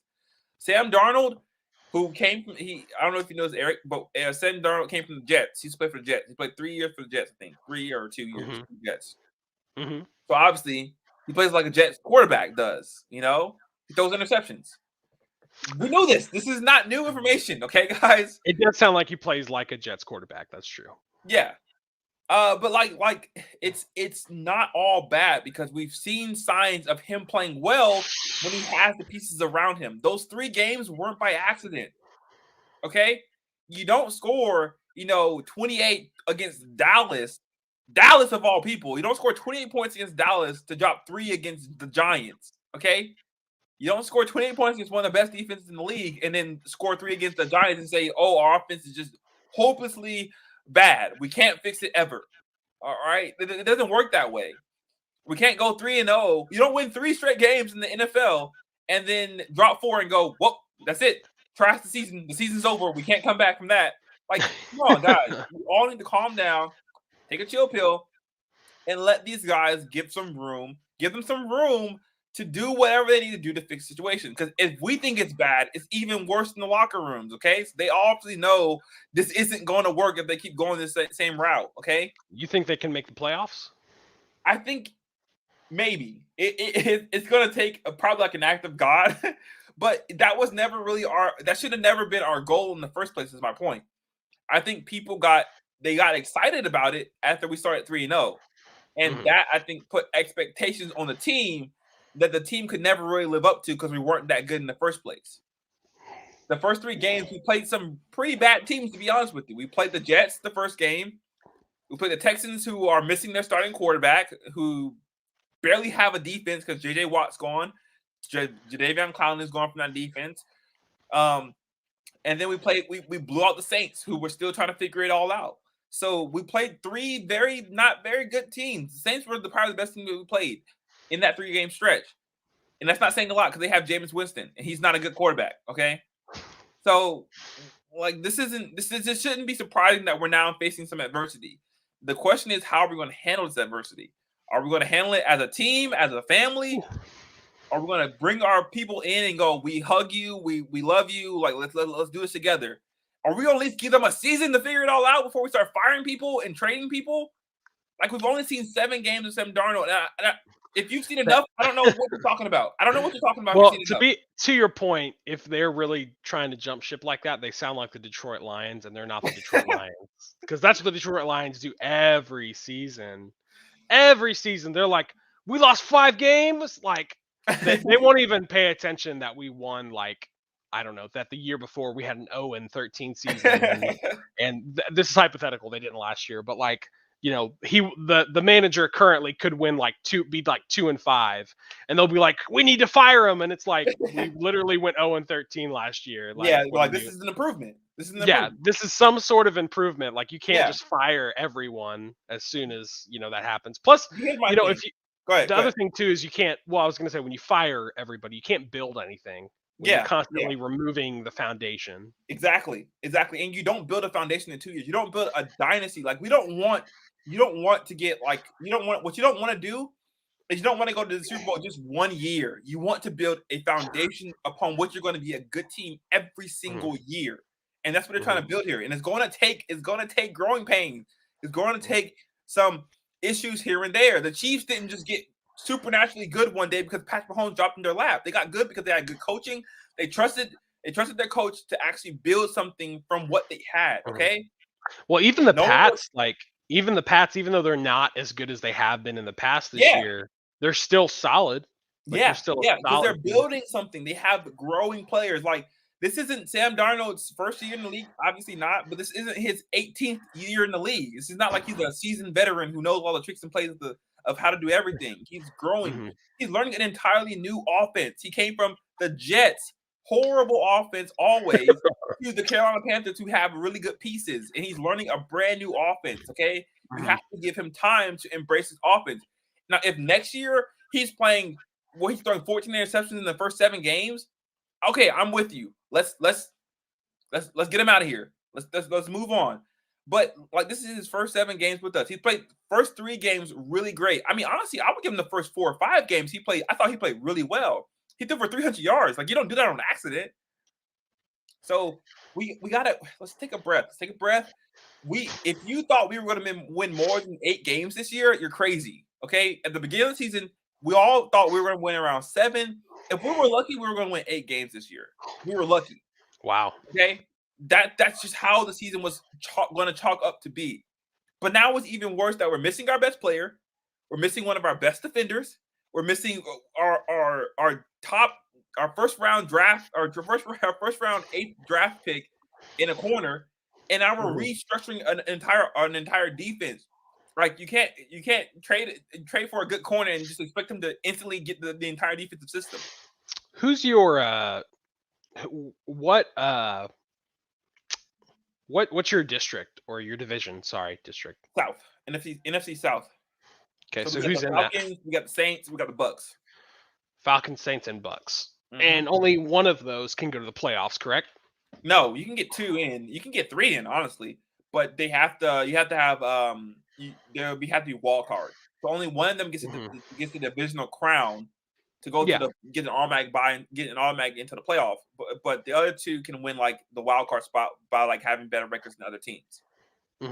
Yeah, that's kind of that's what I was wondering. Do you think that you could get a wild card? Usually that's like the last. We would have to go on a crazy streak. Like, we'd probably have to win the next 8 or 9 games in order to do that. And there's only 10 games up in the season. And I don't think that's possible. I honestly just don't think that's possible. It'd be crazy if it happened, but So you're the only team in your league that has 4 losses? In our division. Yeah. No, Sorry. the Saints have 2. The Bucks have 1. I think the Bucks have 1. The Saints have 2. The Falcons have 3, and we have 4. Mhm. So But you are the only one in your decision with yes, the yes. division with 4 But losses. we Okay. haven't lost any divisional games yet. Oh, well, that makes a difference then. Yeah, yeah. So we could. I mean, but again, it was never the fact that we are even talking about the playoffs, us being in the playoffs, is a miracle because we weren't. No one was projecting us to be more than 7 wins this season. The 7-9 record was like our goal for the season. Mhm. Anyone had a goal beyond that, you're in the same person. You're crazy, okay? We were not that good of a team in the first place. Mhm. And so we got 10 games left. We can easily win 4 more games and have been a competitive team this season. Maybe this 4-game drought is what's going to wake us up to get to that, next level of play that we're looking for from these players. Maybe Mhm. you need to drop 3 points to the Giants to get a wake-up call for everyone in the building. Go, hey, we can't keep playing like this. We need to do something different. Mhm. But I don't think it starts with firing our head coach. I don't think it starts with firing our head coach who's only his second year into the league. I don't think it starts with firing our offensive coordinator. And I don't think it starts with getting Deshaun Watson. I think that's a bad idea. Okay? He has way too many legal issues right now. We can't take him. As much as I would love having Deshaun Watson, I don't want him right now because he has too many issues going on outside of football that he doesn't even know how they're going to be resolved. And I want Sam Darnold to work. Honestly, I do. I want him to work because I feel like he deserves to have a good team, having experienced the Jets nonsense. That's fair. Well, I know nothing about your team, so I'm sorry I can't really It's okay. Carolina go Panthers fans, off of you. calm down. That's Slow all I gotta down. say. We're gonna get this together, man. We gotta stay together. The thing that's always made the Panthers strong is that we've always been behind our guys. Like we've always rallied behind our guys, no matter what. Like we all rallied behind Cam Newton. Let's all rally behind Sam. Let's get behind him. Let's support him. Hey, I supported Cam Newton. Yeah, but like Sam has heard nothing but "you're a Jets quarterback" since he's gotten here. Like we need to be more supportive of him, and I think Yeah. that's more harmful to him than anything else. Is that he's losing the fan support. That's a good point. Yeah. That's crazy. You guys, Well, man. If I wasn't from the Carolinas, I would lead this team. Honestly, you guys are driving me insane. well, it'll be okay, Jonathan. Just calm down. Be all right. Calm down. We need a stinger for that. It's just like calm down. It's like calm down. I don't know. It'd be funny. Anyways, we're gonna move on to our last topic, which hopefully I can say a little bit more about. 'Cause I may have a little bit more knowledge about it, but we're gonna talk about the NBA just started. What, like last week, 2 weeks ago? Yeah, last week. Last week, I thought it did. I thought the first game Mhm. because preseason was before that. Yeah. I'm hoping that I will be able to watch some games this year and stay on top of it. But because I mean, honestly, like with what I do for a job, I should be able to watch some games every once in a Yeah. while. I don't even think about them. I could forget that they're on TV. So and I used to love watching the NBA. I'd watch it all the time. Yeah. Back when And especially Oklahoma City was relevant. It's okay, man. Okay, it's okay. It's okay. It happens. It happens. No, When you guys are relevant, it makes you lose love for the sport. I get it. that's not what happened. That's not what happened. You miss Kevin Durant? No, I don't. I don't miss that snake. I don't miss him. Okay. Wait. Get away from me, Viper. Tell me it wouldn't be beautiful for him to come back and win you guys a ring. Come on, tell me that wouldn't be beautiful. That wouldn't be a beautiful storyline. Come on, one for OKC, a ring in OKC. Come on, a championship. I don't think he couldn't do it on his own. Not lying, not even lying. He couldn't do it on his own. Well, yeah, well, okay. Are you saying that because like he's Kevin Durant, or are you saying that because the league is too top heavy for him to do it by Kevin himself? Durant. Oh, come on, Eric. I'm sorry, he's not. I mean, I know I'm about to open up a can of worms, but I don't think he has improved that much as a player. Wow. I don't see it. I don't know. When he went to Golden State, I saw the same Kevin Durant that was at OKC. No, he was much better defensively, though. He was much better defensively. Like he was like I think he was in the like top 15 in blocks when he went to the Warriors. I mean that may be true. I'm talking about his offense Okay. Yeah, I mainly. mean, what can you improve though? Like, what is the flaw in his offensive game? I don't know, but he Are you has trying to think of improved. something? I don't have. Let me be honest here, okay? I haven't watched him play in a while, Okay, so. But he's great. He's probably the best player he's in the league great, right huh? now, honestly. You over LeBron? Oh yeah, easily over LeBron. But the only competition he has right now is Giannis. Giannis is probably I would probably put Giannis first because Giannis won the championship, obviously, and he beat Kevin Durant. Yeah. But I don't know. I'd have to watch him again to see. But I mean, I wouldn't want him to come back. wow, If he came are you that back, bored? no, I wouldn't want him to come back. Like, dude, you've already. It's like a dude sleeping around with a bunch of women, and he gave and he said he loved you the most, but he never gave you his baby. So he's given all these other places babies with lots of women. He's basically like Solomon. He's got all these concubines, just giving them babies, and he's like, hey, you know what? I had a good time with you. I'm gonna come give you a baby. It's like, I don't want your baby. I don't want your baby. Like, get your hands off me. It's disgusting. Do you think that's the same sentiment held by most OKC fans that they don't want Kevin Durant to I come would say OKC fans are way worse than me. They're back? very You upset at guys are him. so petty. You guys are so petty. Come on now. You guys are so petty. They are so Like upset at. I think I understood LeBron and what's that place called? Uh Cleveland. Cleveland. I understood Cleveland's gripe with LeBron because he embarrassed them on national TV, basically. He basically told them they were the ugliest girl in the room. On national TV is what he did. I get that. I get being mad at him for that. But like, come on now. He spent what 10 years, 7 years with you guys? More people were upset because he acted like he was ashamed to leave, almost.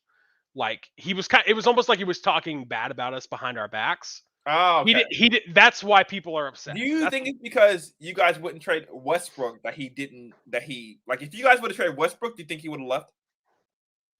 I think he would have eventually. Really? You think if you guys would have traded Westbrook for like a Damian Lillard, he would have left and wouldn't have stayed? Or like if you would have traded him for like I don't know. Who else was relevant? Did you say like if we would have traded him? Yeah, if you would have traded Westbrook after you guys lost to the Warriors in the conference finals, if you would have traded Westbrook, do you think he would have stayed? Because I think that was the reason he left. I don't think it had anything to do with the city, the town. I think he loved OKC. I think it was because Westbrook, you guys wouldn't give Westbrook up. I think that's why he didn't want to stay. Wait, I'm confused by your question. Okay, my question is, do you think Kevin Durant would have left OKC Oh, if he traded Westbrook? Would have left OKC if we would have traded Westbrook? Yeah. Earlier. Oh, okay, I see what you're saying. Because I thought you were saying Westbrook would have stayed, and I was like, he was traded. Like he wouldn't have stayed. If we would have tried to get, I think what ended up happening is when Harden left. Yeah. I think he started to feel like they're not really building around me anymore. He could have felt like that, possibly. Okay. I mean, but he had other players at that time who were up and coming who were good. So I don't really know. I don't know. Who they're not as good now, but they were. Yeah. Like what's his name who went to Detroit? I don't even know if he's still with Detroit. You know what I'm talking about, the smaller dude. I can't remember his name. I think I know what you're talking about. Jackson. Oh, Reggie Jackson. Yeah, Reggie Jackson. I was going to Reggie say Reggie, but I didn't know if that was his name. Like he was at OKC, he was good, and then he went to Detroit and tried to be a star, and he kind of flopped. Yeah, but I mean, I don't blame them for letting go of Reggie Jackson. Reggie Jackson was a problem. I didn't think he should have been. Yes, he was. He was a locker room problem. Getting Harden, but also like the small thing, like Andre Roberson, and then like Thabo Cephalosha, and then Andre Roberson on top of that. Like I think those are two bad moves. Really, you think so? I think Steph Wilson was better than Andre Roberson, but Andre Roberson just gave you 0 on offense, and it's like That's true. Kevin Durant's already such a magnet for defense. It's like you're basically letting them play 4-on-5 Mhm. against Kevin Durant. I don't think the city felt this way, but I could see how maybe the organization felt like they had put all these pieces around Kevin Yeah, Durant, okay, and then yeah, he failed them. yeah. I can see that. I can There see that. there I could can have been some sort of like internal thing. The fans didn't feel that way. The fans have always loved okay. It's kind of funny because they always said professional basketball wouldn't work in Oklahoma, yeah, because we're so big on our college teams here. yeah, and But football, just football in general. Honestly, it yeah, feels like mostly a football state. yeah, it does, and people just like rallied around OKC, and they still do. They love OKC um so much, and that's honestly why a lot of I think that's probably why a lot of the players like to stay.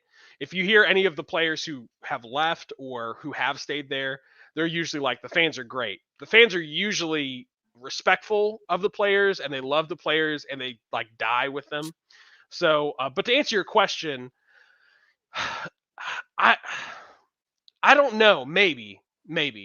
I think I think I think Westbrook really wanted to be the guy, Yeah. and Wait a minute. Wait. Do you think he wanted to be the guy, or do you think he thought he was the guy when Kevin Durant was there?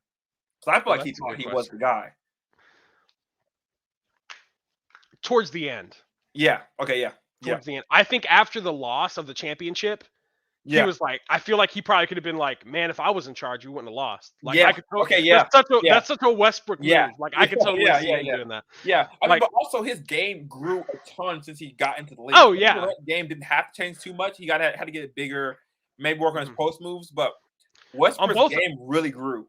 on both ends of the court Yeah. too. Like Yeah. and he became a much better shooter. As much as Yeah. I hated seeing him shoot, Yeah. like he did For, become a for better like a shooter. stint, for like a little stint, he got like really hot shooting. Yeah, Yeah. he did. I always hated when I know Colin Coward like hated Westbrook, and I always despised that he didn't like Westbrook, because I was like, he obviously puts a ton of work in. Yeah. You He's know, an like effort guy for sure. he definitely puts in. I mean, he definitely puts in as much as he can on both ends. Like I can't tell you how many times I would see him go coast to coast. You know, he would get a steal or something, and then he would just Yeah. on defense, and then he'd go lay it right up. Yeah. There were so many games we won in the last couple minutes from him, just because he was able to steal the ball and like in a couple seconds, like go and do a layup, and then we'd be right back in it with only like 5 seconds left on the Yeah. clock.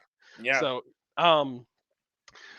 but I think the reason people respected Westbrook more, I think, is because of how he left. He left on good terms, um, and I think he was vocal about how much he loved the city, and how much he, we knew his contract was coming up. He, he never voiced this like thing of like wanting to leave. And not that Durant ever did voice that he wanted to leave. It's that his whole thing of leaving was behind doors, is behind closed doors. So it made a lot of people feel like he doesn't actually want to be here, and he's not putting in 100%. So that's why a Mhm. lot of people, I think, have bad taste in their mouth with him. If he came back, I wouldn't really want to see him back. But if he it'd be like it's the same thing if LeBron came to OKC. Like if he did, I wouldn't care. I'd be like, really, man? Like, don't you have another team to be on? Like that's kind of how I'd feel. And I know people are like, but he's on your team now. I'm like, I don't care that he's on my team. Like I really don't. He's You just sound trying like to every Lakers fan I know. They're all like, good. "Oh, LeBron's here. Kobe's so much better than him, though."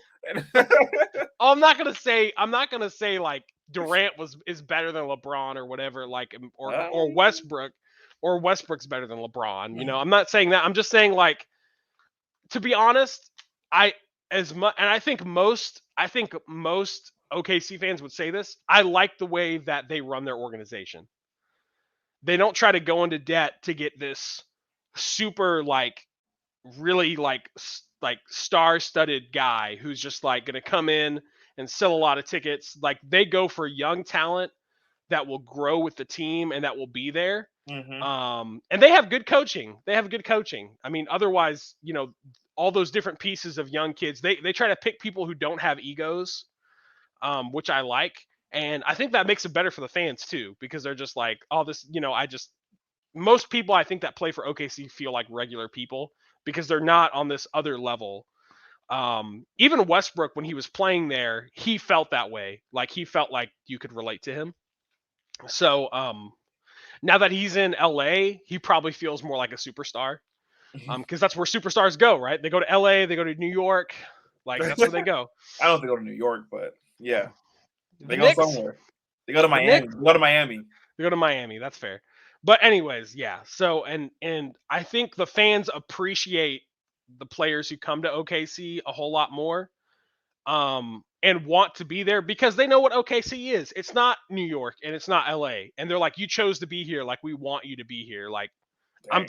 I'm fairly certain that what. I'm just thinking like you guys really don't care about winning. That's just what it sounds like to me. You guys really don't care about winning. It's not about championships. It's about I think you guys. I think we take like this old school approach where it's like winning is gonna come, But like if the right way. like winning will come like as long as we treat these people like they're part of the family.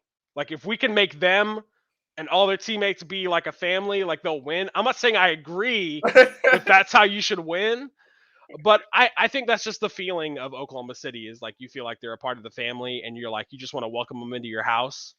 Like I'm sure like majority of OKC fans, if they like just met some random, if just like some random OKC player showed up, they'd be like, hey man, you want to come in? I'm cooking some barbecue and like my daughter's playing guitar. You can Wait, I sit got here. another question for you.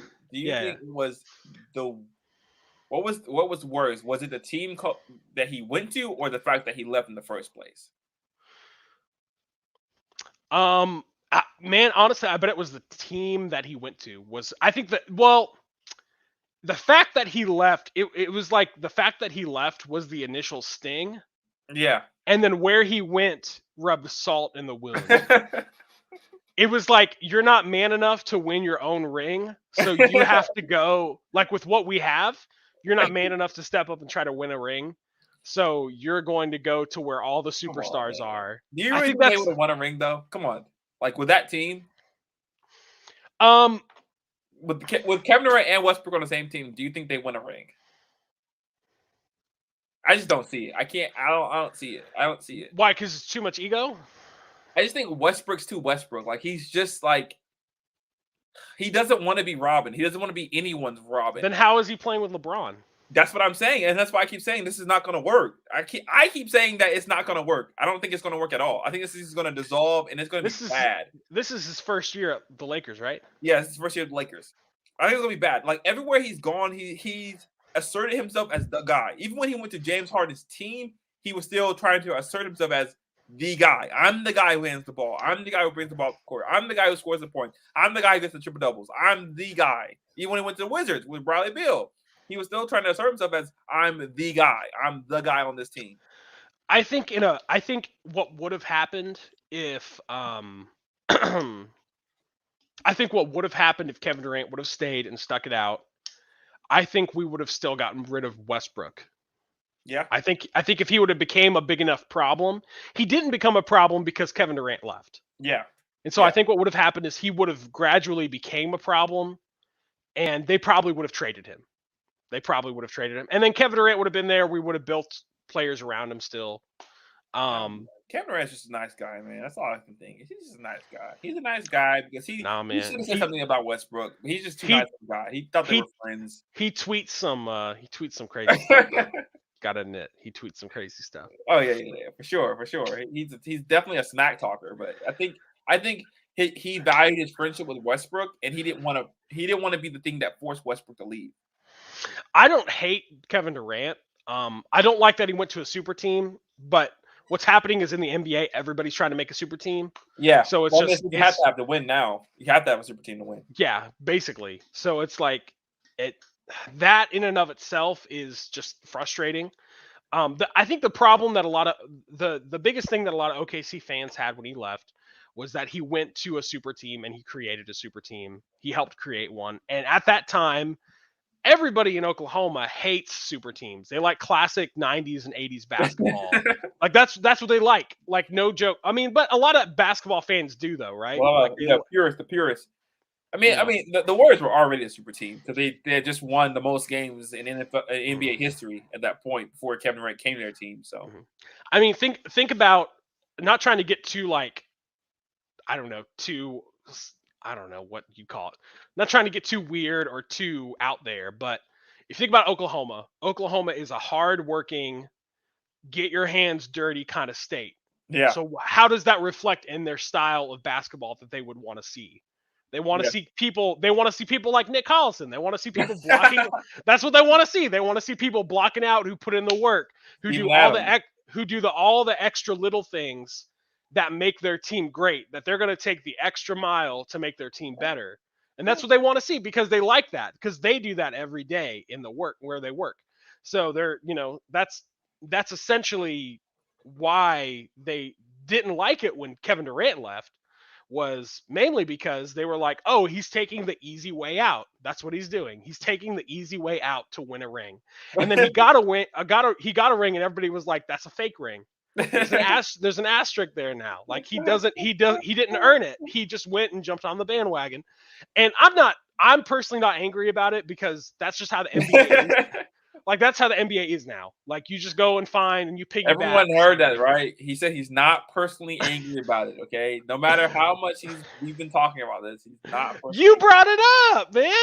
And you kept asking questions. Come on now. This concludes my interview with an Oklahoma City fan. Thank you guys for coming. Mm-hmm. Sure. Yeah. Anyway, the NBA news, the relevant NBA news. Last thing I want to say is, Jonathan, you'd be very surprised how many Oklahomans are still upset about that. No, I don't think I'd be surprised. Honestly, I figured you guys would still be upset, but I was like, with the prospect of winning, because like Cleveland was probably the most like upset city I've ever seen, and they welcomed him back with like open arms the moment he came in. They were like, yes, thank you, come back to us, LeBron.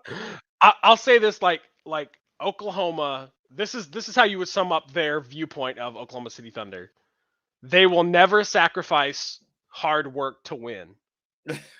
That's and the thing is, that's not really smart basketball in the NBA. Yeah. It's not. Like trades win championships now. Like trades do. Trades and free agency. Free agency basically is what wins championships now. Yes. I mean, that's essentially it. And you want to be, and the thing is, the other sad thing is Oklahoma's never going to win a championship because of that. They're not. Who wants to come to Oklahoma? Who's a free agent who wants to come to Oklahoma and play? Are you accepting that? Is that what you're accepting? I think Oklahoma, the only way they can win a championship is probably going to have to be through hard work, through like a Giannis type of situation where they have a player that sticks with them. So basically, like get lucky in the draft. You get lucky in the draft. You get a generation. I mean, we usually have great draft picks, and we do trade our picks from time to time.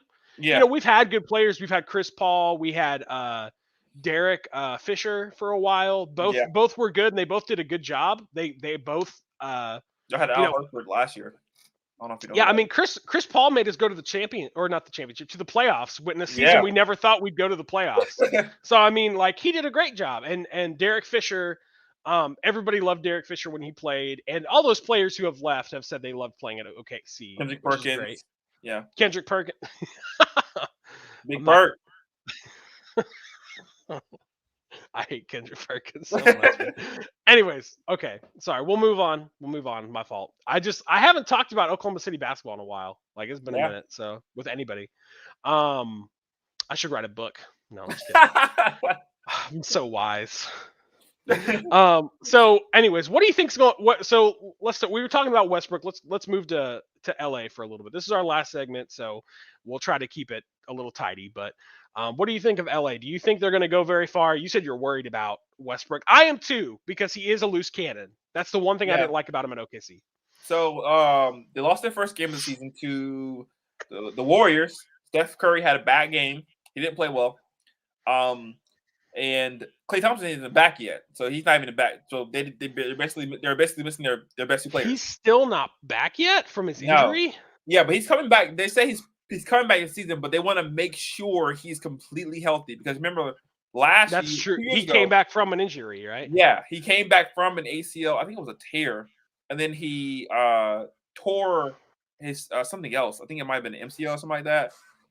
So he got another severe season-ending injury. So they're like, "Hey, we're going to be as slow with you as possible. We're not going to rush anything." And so, but they lost that game.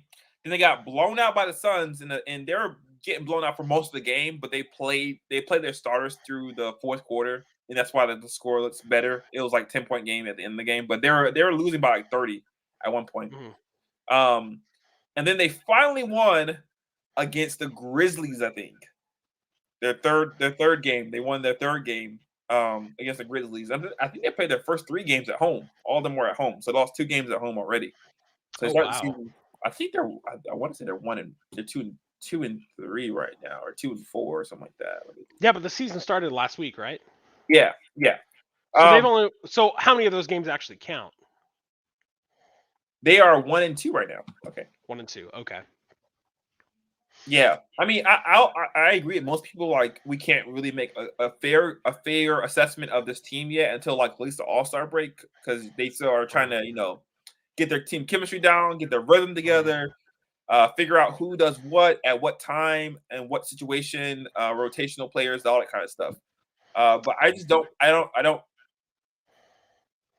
and I hate to say this, but like, because I really like Westbrook as a player, but I just when you've been yourself for so long, it's hard for you to try to impersonate somebody else, and you can only do it for so long. Yeah. When you've been who you've been for, most of your career, even with one of the best players in the world on your team, it's hard for you to not be that guy anymore. Yeah. Well, Westbrook Well, feels like that kind of player to me. He feels like the kind of player who would sacrifice winning for his own statistical advantage, for his own hype. I mean, I could see that.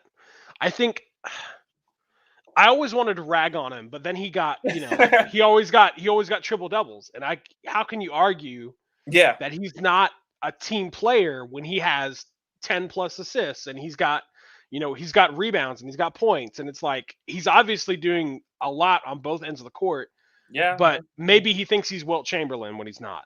yeah. You But, know? and the thing you got to ask yourself is okay, he's getting triple doubles, but does that equal winning?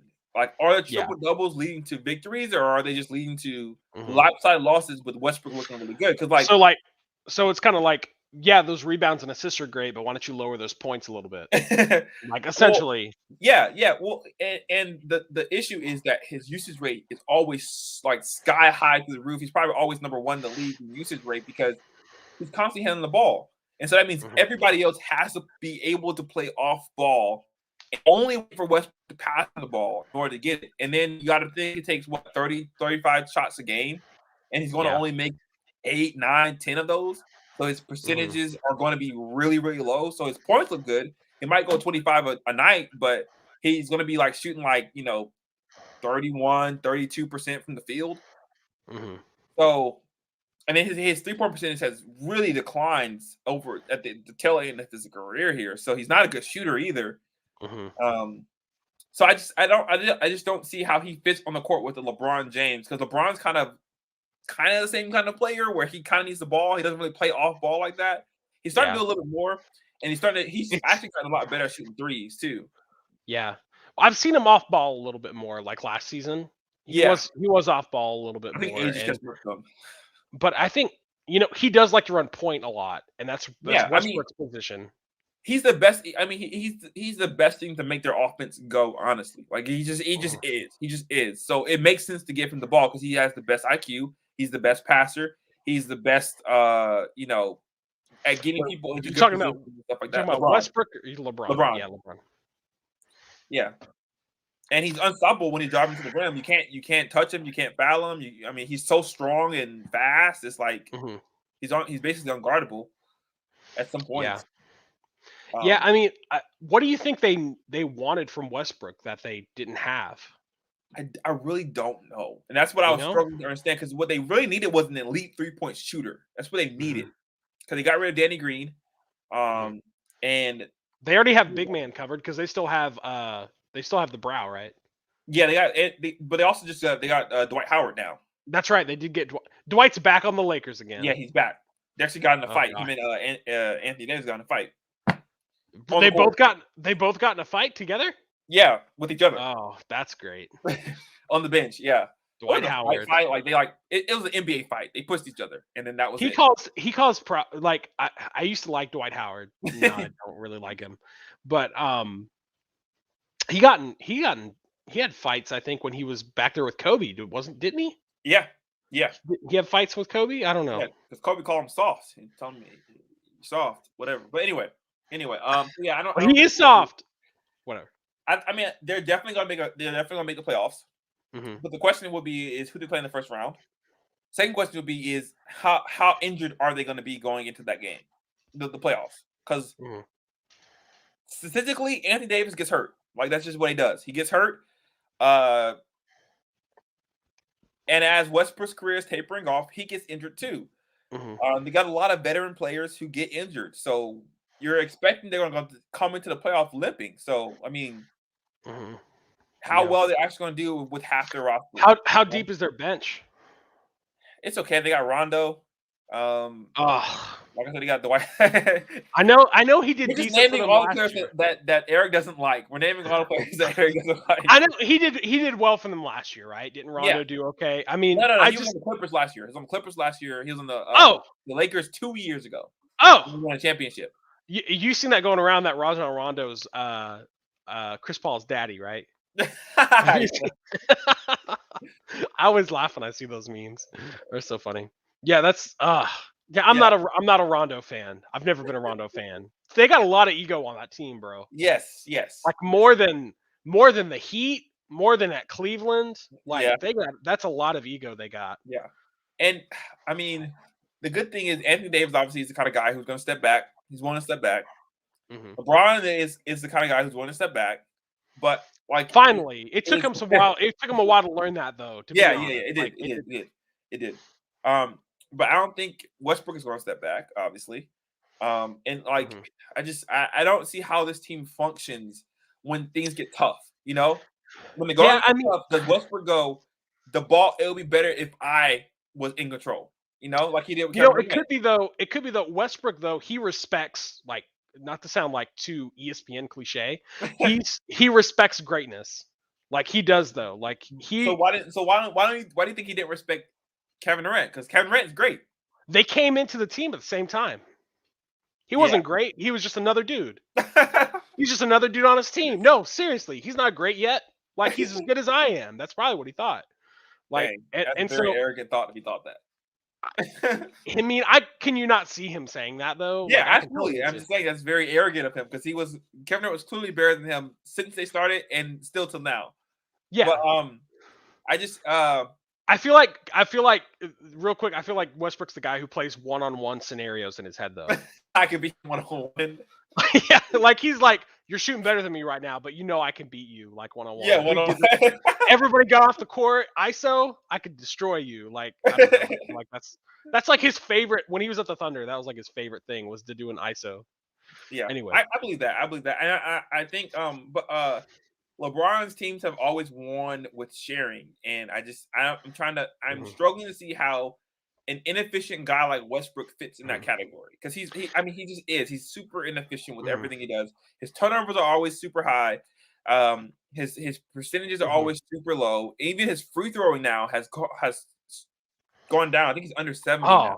Oh, that's horrible. Yeah, that's horrible. He's LeBron basically. He's basically LeBron at this point, but LeBron can shoot better threes than him now. Do you think when did that start to taper off? I think when he got to the Wizards. So he went to the Rockets first. And then I think when he got to the Wizards is when it started really going down. You think maybe he just stopped caring? Yeah, exactly. I think he lost focus on it because it doesn't. I mean, it's not as statistically relevant as a triple double is. So, but it does require a tremendous focus. It requires focus for you to shoot free throws well throughout the entire season. Yeah, no, it does. It does. You can't get in your head at all. Yeah, I could see LeBron taking a step back, and the reason I say maybe he respects LeBron more is because LeBron is the guy that was playing when he was in high school, when he was in that's fair. Maybe even middle school. I don't know the age difference there, but I could see him maybe being like, I respect LeBron a lot more for who he is and for What he's what he's done. done. So Yeah. I'm willing to take a back seat. Or if LeBron's like, hey man, I want you to take point, but just remember who runs the show. I don't know if it might be that type of thing. But still, like, okay, LeBron takes a step back. It still doesn't explain how Westbrook's inefficiencies are going to be resolved when he's like 12 years, 15 years into his career now. Like this is who he is now. He's not you can't change him. He is this person That's now. fair. I think maybe I don't know if maybe they're hoping that he's gonna share the ball a little bit more. I mean, to be honest though, you have two players now. What Westbrook does bring is he brings a lot of strength at the rim. So I mean, you got two guys now who are extremely strong at driving Yeah. into the basket, into the paint with LeBron and Westbrook. They both love to do that. LeBron's, like you said, LeBron's working on his 3-point a little bit more. Maybe LeBron's wanting to do more 3-point shooting and maybe wanting him to do more driving. I don't know. Yeah. Well, he hasn't started off well. Let's just say that. He first game he had 13 points. This is Westbrook. First game he had 13 points. He was 5 for 15, 1 for 4 from 3. Second game he had 15 points, 6 of 15, 0 from 3 from 3. Wow. And the Warriors game he was 8. He had 8 points. This is the first game of the season. 8 points, 4 for 13, 0 for 4 from 3. Oh gosh. Yeah, so he finally made his first 3 in the last game versus the Grizzlies. That was his first 3 he made all season. That's horrible. But again, I will caveat all this with I don't know how they're gonna look at the midseason mark, but I don't think if anyone's thinking they're gonna win a championship, you're crazy. You're absolutely crazy. You're absolutely crazy. Well, I mean, a season. The thing about the NBA season is it's very long, so there's a lot of growth that can be done in that time. True. So I mean, right now maybe not, but Yeah, it's just rare. It's just rare that you see a team get cobbled together in one season and win. The only time I can think of that happening would be when LeBron's Lakers won 2 years ago.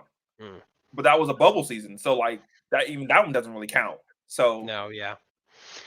I mean, the Heat did it in a way. They didn't win. They didn't win. Yeah, they didn't win. But they looked very different the beginning of the season versus the end of the season. True. That's true. They did start kind of losing their first couple of games. Everybody, I mean, even me, I thought it was like a flop. I was like, this is not going to work, like because they were losing. It felt like they were losing a lot. Yeah, yeah. So. I mean, it just became a. But again, it became, all 3 guys I think realized they cared more about winning than they cared about their egos, and that's why Dwayne Wade was able to step back and go, "Here, LeBron, you take the ball. You take this is your team now. I'm giving the reins over to you because I care more about winning." I just don't think Westbrook has the same mentality. I really don't think he cares more about winning. I think winning would be nice, but I don't think it's like the end all to be all. You don't think he wants it? Well, why would he go to the Lakers then? If not to win a championship. Well he got traded, but also he's from California. He's dreamed of being a Laker his entire life. Yeah, that's the team he wanted to go to. That's fair. That's fair. Man, I don't know. And I'm not saying this like he's a bad person. I think he honestly thinks in his heart of hearts that he's trying to change. He's trying to be a different person. He's trying to, do things differently this time around. But I just don't think I don't know how long that's going to last. Is my question. So, like, what if you get to midseason and you've only won, 20 out of 40 games? You're half and half at this point. Does Westbrook go, okay, I need to take more control of the team in order for us to win? Or is he like, okay, well, let me step back maybe, and maybe I'm the problem? Those kind of things. I don't know. Well, I was just looking at the games for tonight, and the Warriors play Thunder, which I might actually watch that game. That's at 7. And then get the Lakers playing the Spurs tonight. Lakers playing the Spurs? They'll win that game. I mean, the Spurs aren't that good. They're both 1-2 right now, so... Which that doesn't mean a whole lot in basketball. I feel like basketball is like baseball in the sense of like the beginning of the season, the record doesn't matter. Yeah. Like there's so many games, it just doesn't matter at that point. What do you think about the Warriors? The Warriors gonna get Klay Thompson back. They got Draymond Green, Andre Iguodala's back on the team. Oh wow, so it's starting to sound like the old Warriors. Yeah, the old Warriors back together. Yeah. Oh I don't man. think they're undefeated, but they definitely won their first 2 games. Do you ever see Steph Curry getting traded or him leaving at free No, agency? never, never, You never, think you think never. he'll be there for the whole you think he'll be a The end of his franchise career, player? if he can do it, yeah. Yeah. I I don't mean, see any reason why they trade him because obviously he's a staple of the team. of the Only thing that could organization. happen would be potentially like maybe one of his friends asks him to come and be on their team or something like that Yeah. later on in his career. That could be the only thing I could see happening. But I don't think he cares. Like he's already done enough for his career, so Mhm. maybe some more championships would be cool. But I don't think he's like desperate for him. Yeah. And I don't think he has any animosity. Like this, he loves Oakland. Like and they love Mhm. him. I Yeah, mean, that's I true. wouldn't be surprised if they renamed the stadium, Stephen Curry, the house that Stephen Curry built. So, I and I wouldn't be surprised could if he see gets that actually happening. someday. Like, they love him there. Mhm. So I don't. No, I don't see any way he leaves Oracle. Yeah. Well, last thing we'll talk about basketball wise before we close it up. What's your thought of the Brooklyn Nets? Because we know that Kyrie's not there anymore. He's done. He's not playing because I guess we actually found out today. Did you say today that he's suspended from the league, right? Let me check. I'm not sure if he's suspended, but I know he's definitely not playing any games. Hmm. Because uh, There was talk about him going to Miami. uh,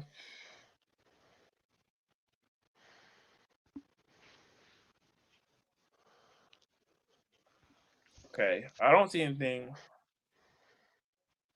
Oh, okay. So the Brooklyn Nets suspended him until he gets vaccinated. Oh, so they suspended him. So he's not. Is he even going to be at the games then? No, no, he's not. He hasn't suited up for any games. He hasn't played any games in the preseason. I mean, he legally he by law cannot play in any home Mhm. games at least because he has to be vaccinated in order to play in home games. Yeah, but can he? Is he allowed to be at the games No, if you he's can't even go suspended? into the stadium unless you're vaccinated. Oh, that's true. So yeah, he can't even. That's crazy. Yeah, he can't even travel with the team. Um, I don't know. They're going to be interesting this year. I mean, they still got two pretty good players. Hmm. They got LaMarcus Aldridge back. He's healthy. They got Patty Mills, who's cooking this season. He's really good shooting threes. They got Blake Griffin, still a good player. Hmm. And Claxton, who's a really good center. And then Kevin Durant obviously tops the cake with James Harden. It's a Well, good team. Only thing I'm concerned about is their coaching. I wasn't very enthusiastic about the coaching last year. who's their coach? Steve Nash.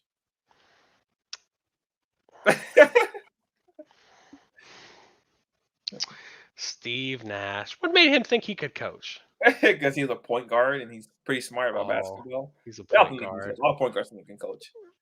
Oh, that's uh, like Jason Kidd. And Chauncey Billups. Oh gosh. But no, I mean, like last year, I just thought their time management was bad. I didn't think their time management was any good. Because Kevin Durant basically in the playoffs, he basically played every minute. And in the last game, Oh, they went into overtime, and guess what? Kevin Durant was dead tired. He was well, yeah, completely exhausted. He could barely make. I don't think he made any shots in the overtime game. I think he may have made one for the full overtime. yeah. That's what happens. Yeah, when you play every single minute. But they had a lot of injuries, obviously, and stuff like that. So I understand why he did it. I just didn't think it was a good idea. Yeah, he could have got hurt too. Yeah, yeah. That's exactly That's how you get hurt, as you play yeah. that many minutes. And then you play overtime. Yeah. Yeah, that's crazy. Well, I don't know. I have a feeling the Brooklyn Nets aren't going to do it again. They've had so many problems. I feel like since they've become a team, like I remember when I first heard about them, and I was like, wow, that sounds like a crazy team. And then boom, something like injury, and then boom, like one thing after the other. And I'm just like, I think it's going to be one of those teams that you're going to talk about in history and be like, wow, that would have been great if Yeah, it it's should have good, been something. Yeah. like almost kind of like Derrick Rose when Derrick Rose The was like, Bulls, yeah. yeah, I mean, like I remember when he was playing for the Bulls, and everybody was like, "Whoa, he's just, oh my gosh, he's euro stepping everybody." Yeah, he's so If fast. He's so he was fast. so fast, yeah, and then Oh, and then he just got injured, and then after yeah. that, he was decent, but he was Wasn't the not the same, and then he same. kept getting injured. He just kept getting injured. But Yeah, he's much better now. I don't know that he's gotten injured recently. He's with the Knicks and he's playing pretty well. But he's on a bench Mhm. though, so he's not like a starter or anything like that. Yeah, that's the sad thing. What do you think? I thought you might have something to say about this because he was a Celtic. What do you think about Isaiah Thomas, man? About him being in like the D League and he's like trying to get back into the NBA? Yeah, it's unfortunate. Honestly, I don't like the situation that happened. Like I Why felt didn't like, why did nobody pick him up? Because I don't know enough about that, to be honest. Why did nobody pick man, him up it's so after that? unfortunate. It's so unfortunate. His issue is that he's 5'9" and he's 185. That's his issue. That's like his only issue that I know of. Also, Mhm. his game style is probably an issue too. So he's But he a was like, complete didn't he go to liability. the finals? No. I think we went to the conference finals with him. Okay. But he's a complete liability on defense. He can't guard anybody. And what other teams do Man. is once we get to the playoffs, especially, they just single him out and force him to play defense and get easy scores every time down the court. And then you can't double, obviously, because then that leaves the man open. But He's learned how to take charges. yeah, he tried to take a lot of charges. He did try to take a lot of charges, but it's just he's just not big enough and tall enough and he tries. He definitely tries, and I think some team will probably give him a shot. Some team is doing poorly and needs some scoring boost because he's a really really good scorer, but he's kind I of was an gonna. iso ball scorer. Mhm. He's like an Allen He's Iverson. He's basically he's like an Allen tearing Iverson. he's tearing it up though in the like Oh, absolutely, I'm always seeing videos of him and absolutely. articles saying like he scored 60, he scored 50, he Yeah. scored like, and I'm like, why isn't he like, he's literally destroyed, like he needs to be in the NBA. Like, I mean, I he don't know about scored that. I don't know about that. really, I mean, he No. scores better than people on the bench though. Yeah, but like the way he scores requires him to have he's kind of like a Westbrook. It requires him to have So the you ball at all times. so you wouldn't take him back on the Celtics? You At wouldn't want this him point, back? no. Now, if you were to like Oh, rewind before we let him go, yes, I would have kept him on the team then. But no, we got too many. We got like two budding stars, and we got enough scoring. We got to play better defense. We got to be more consistent. I don't think we need a would point you guard who's would you scoring hard. like to see him in the NBA? Yeah, Or do you think yeah, I think that'd be cool. I just don't know any team any competitive team that's gonna take the risk of him on defense. you said competitive, so OKC would Yeah, take him. yeah. I think someone will take him. Like Yeah. it gets down to the season. You need a scoring boost or something like that. Some team will take him, but I don't know that they're going to be a competitive Well, team. what surprises me is I don't see why nobody would even pick him up as like a sixth man. Yeah, You know what I yeah, mean? Like that's the whole point of a six man usually, is to come in, if your stars needs to be refreshed, where you got to put somebody in there who has the talent to keep scoring points and to keep morale up on the team, and that's, he would be good for that. But and yeah. the I don't know. fans really like him. I've He noticed. just, man. If he could grow like 2 inches and play better defense, I think for sure. But he's too much of a liability if you're trying What? to Yeah. if you're trying to win. He's too much of a liability, especially So down the stretch. He's just too much of a liability. so what happened the season after they went to the conference finals? Like to the Celtics. Mm-hmm. Good question. I think we got They Kyrie just that year. That was the they year just after that year we got Kyrie. they just let him go. I don't remember. Let me They check. just like let him out No, of no, his no, no, no, no. contract. no. We traded him. So he got injured. I think this is what I think happened. Now, Celtics fans Oh, can okay. correct me or NBA fans can correct me, but I think what happened was he got injured at the end of the season. He needed like some sort of either rehab or surgery or something like that. And so we traded him for Kyrie. Mm. He went to Cleveland, and he couldn't stay healthy in Cleveland because he was on team with LeBron James. Couldn't stay healthy in Cleveland. I think he got traded again, maybe to the Lakers or something like that. And then a team finally released him. Mm.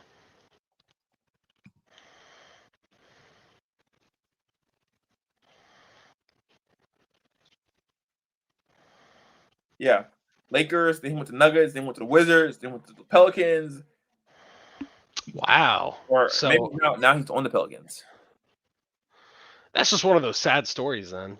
Yeah, it's really unfortunate. Honestly, he's such a great player, and I get why people want him and stuff like that. It's just liability. You understand from a business standpoint is what Yeah, you're yeah. saying, and I like understand from why. a basketball standpoint why you don't bring him onto your team. Hmm. Like, it's not that he's Man, not that good. sucks. It's just that there's another end of the court. Like, if this was football and he could only play offense, for sure. Hmm. But nah, that's too. You gotta play both ends. Gotta play both ends. Yeah, switching makes that really hard. Yeah, exactly. Switching makes that really And difficult. and I know this because he was on the Celtics, and I would watch him get brutalized by like Bradley Beal, by John Wall, by Rondo, like all kinds of players would just basically single him out. They switch him onto them, and they single him out, and easy bucket every time. Dang, that's sad. I mean, but I don't know. I guess I just wonder if he was so good that they were able to get to the conference finals. Yeah. Why, as an owner, why would you not take a chance on him again? You know what I mean? Like that's the weird Yeah, I thing. get you. I get That's you. the weird thing. That's just the weird thing because you've seen he's kind of proven himself, or Yeah. at least you would think he had proven himself. Hey man, You it's a Tim know. Tebow effect, man. I think it's the same. Like it's the same kind of Mhm. weirdness. Like Tim Tebow wins his first playoff game, which you can count like 1,000 quarterbacks who've never won a single playoff game, much less been to a playoff game, and now he's out of a job. The next season, the very next season. Yeah, I mean that's sort of fair. I feel like Tim Tebow's had his chance though. You know, Oh, he's you're had down on his. Tebow? You're down on Tebow? He was at the Jets, then he was at the he was at the Patriots, and No, then I don't feel like he ever got a fair shake. Like this stuff doesn't happen on accident. It's like it just doesn't happen on accident. Like you can't accidentally win a playoff game in the NFL. You just can't. You can't accidentally win in one. So I think had the Broncos ownership given him a chance to start the entire season and just let it play out, however bad it looks, however good it looks, whatever, let it play out to just shut the fans up once and for all, to shut me up once and for all, to shut up Skip Bayless once and for all. I think I think I think he would have been a really good quarterback. Honestly, mm, he was a hard that may worker be if true. nothing else, right? Yeah, He he was a was. hard worker if nothing else. So I think he would have definitely improved his mechanics and They everything said that about him when he was trying out for the Jags. like that. That's what they said. They asked like players and the coach, and they were all like, he's definitely the hardest worker on the field. They're Yeah. like, he definitely works the hardest. Yeah, So that was a bad idea. I don't know who thought he could play tight end. I don't know who thought he could play I tight end. don't know either. That's such a you're basically training your body to do something totally different. Yeah, At least when you're on a professional level, that's what you're doing. Like yeah. It's high like training your foot to eat cereal. high school's different, college is even a little different, but like Yeah, professionally, like you have certain training regimens for that position, yeah, Like yeah, if you're a quarterback, you're doing different drills than the tight end. yeah. It's just I don't know. It's Especially crazy. because he had been so far removed from football for so long. That was probably my Yeah. main thing. Was like, you haven't played in forever, and now you're trying to come back as a totally different position Well, that they you say never he played was doing before. decent in baseball, minor league baseball. I'm surprised he Yeah, didn't just stay there. yeah, yeah. I know. Hey, man. Hey, he's back on TV now, so that's all that really matters, right? I mean, is he good? Do you ever watch his sportscasting? I don't even know if he's He's on very first take good. now. He's on First Take Yeah, permanently? yeah. I think so. No, he's not. I thought they were having guests on First Take for a little bit. I'm pretty sure they were just having guests on First Take. I would Oh, be surprised. man, I'm telling you. Okay, wait a minute. Okay, it says as Tim Tebow joins ESPN's First Take as Stephen A. Smith's Friday sparring partner. So maybe it was. Because they hadn't. Last I heard, they hadn't filled anybody for that position yet, so they've just been kind of going through one thing after the other. So since Stephen A. fired Max. Wait a minute. So it says that ESPN today announced Tim Tebow as one of the initial debate partners on Stephen A. Smith's First Take. Mhm. That's all it really says about whether or not he's permanent or not. I don't think he was on. When did you see him on there today? No. Like weeks ago, Oh, and okay. he was introduced as if he was like want to be a mainstay on the show. Oh, okay. I didn't think that it didn't seem like a good matchup to me. He doesn't seem like a debater. Yeah, But neither does Stephen A. Smith. He just argues. He doesn't debate. He's not a debate person. Anyways, that's crazy. Well, I think we should call it good, man. We're under 3 hours. We got a couple. Did you want to set predictions for the NBA Finals real quick? You want to lock us in right now? Oh Early season, gosh, can I way too watch? early season NBA Finals predictions. Are we allowed to change them? We can look back at them mid-season. Okay, then that's fair. That's fair. Let me see here. Let me pull up all the teams.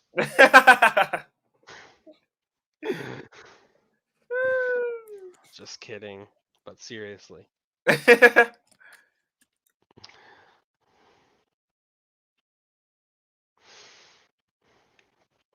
76ers play the Knicks on TNT tonight. And then the Nuggets and the Jazz. Dang, the Bulls are 4-0. Wow. I just saw that. That's crazy. That's impressive. I didn't know they were that. Who do they have on their team? They actually got a bunch of new players. So they got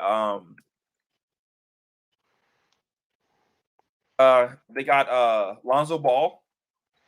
Got DeMarcus DeRozan. I usually make fun of him, but I've heard that he's actually doing really good. Yeah. I've heard Lonzo's been playing. He's been really improving, is what I heard. Yeah. They got DeMar DeRozan. They got Zach LaVine. Oh. Yeah, they've been at him. And they also got Vucevic. And they got Williams. I don't know who that is. Patrick Williams. Okay.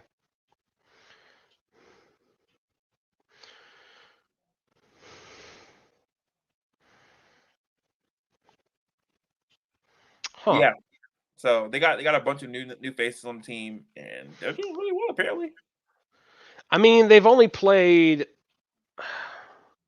They played the Grizzlies, which looked like it was. That looks like it was a neck and neck game. The Grizzlies are good though. Yeah, that's what I was thinking. That was their preseason though. That was their preseason. So their non-preseason games, they played the Pistons, the Pelicans, the Pistons again. That's really early to play 2 Pistons games. Okay. Pistons aren't that good. Pistons are 0-3. So. And then they played the Bulls and they played the Raptors. They played the Raptors. Okay, the Raptors are pretty good. No. The Raptors aren't that good. The Raptors are not that good. They won by 3 points. So they almost. Still starting 4-0 is pretty hard when you got new faces on your team. That's true. It shows that they work together well, I guess. Or they're pretending to. Wow. Let me see.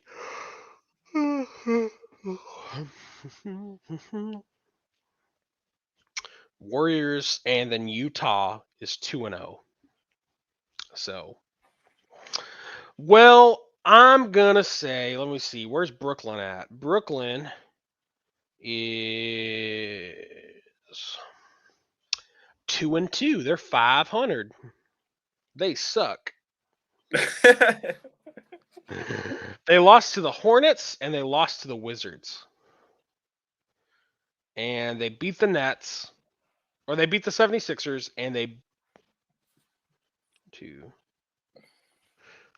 beat the Wizards and they beat the 76ers, and they lost to the Bucks, and they lost to the Hornets. Are the Hornets that good? Yeah, the Hornets are really good. Man, Charlotte. Remember when Charlotte used to suck? When they were the Bobcats? Yeah. Yeah, I definitely remember those years. Then they became the Hornets, and then they just all of a sudden they're better. Just took a mascot change. No. Yeah, like you said, identity, man. It's all about your identity. It's right. That's right. You can't be calling people the basketball team. Like they won't know who they are. They have nothing to rally behind, you know? Have you seen the mascot for the football team? No, I haven't. What is it, a guy with a football head? Wait a minute, I'm gonna share the picture. Give me a second. Okay. I'm getting ready to laugh.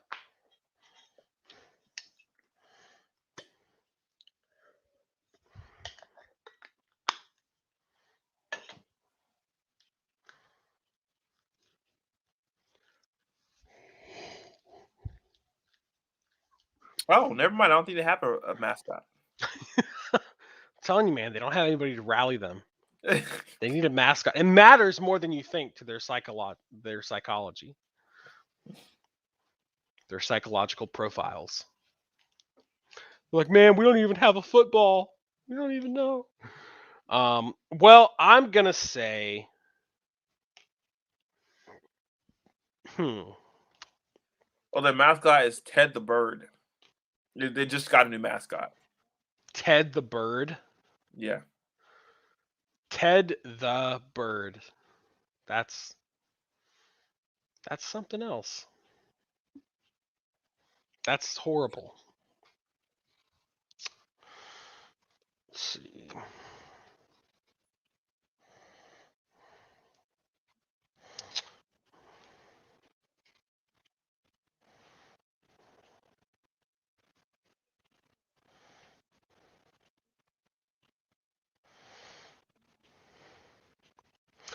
All right, man. I'm gonna say the Bucks are gonna win it again this year. You want the Bucks to repeat? Going the Bucks to repeat. It's tough because there's so much we don't know about the season yet, obviously. Yeah, I know. I just picked them because they're like third right now, and I'm like, I could see them like creeping up and actually winning. I don't know. I don't think it'll There's so happen. much we don't know about what's going to happen with Kyrie. Like, is he going to not play the entire season? Yeah. Is Clay going to come back? And if he does come back, is he going to look good? Is he going to look better? Is he going to look worse? Kyrie can make a difference if he goes to a team that allows him to play. Yeah, that is also true. And then the 76ers, they don't have Ben Simmons anymore, but they trade him, they might get something equally good in comparison, which could really vault their team over the top. To be honest, I actually don't think it's going to be the Lakers or the Nets. Yeah, I just don't think. I don't think it's going to be. I don't want to go with my heart because my heart is always wrong.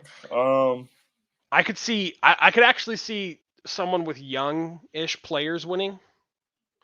Like, I could see a Bulls team winning. It's been a while since the Bulls have won, but like, I don't know. The only thing is they're kind of immature, so you never know how that's going to play out. But maybe the Jazz. Maybe it's the Jazz this year. nah. I can see. See Golden State. Yeah, man. I don't trust them to come back 100% this season. Maybe next year, but not this year.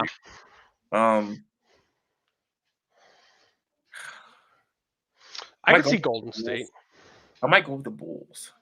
The Bulls? Go with the Bulls, man. I was gonna pick them, so. But I was like, I don't know. I was like, I'll just go with the Bucks. No, I'm gonna stick with the Nets. All right. I'm gonna stick with the basketball choice. Nets. I'm gonna go Jazz Nets and Nets win. Jazz Nets and the Nets win. Yeah. Dang. Do I have to pick a losing team as well? That would make it more compelling. Yes. Fine. I'm gonna go with. Who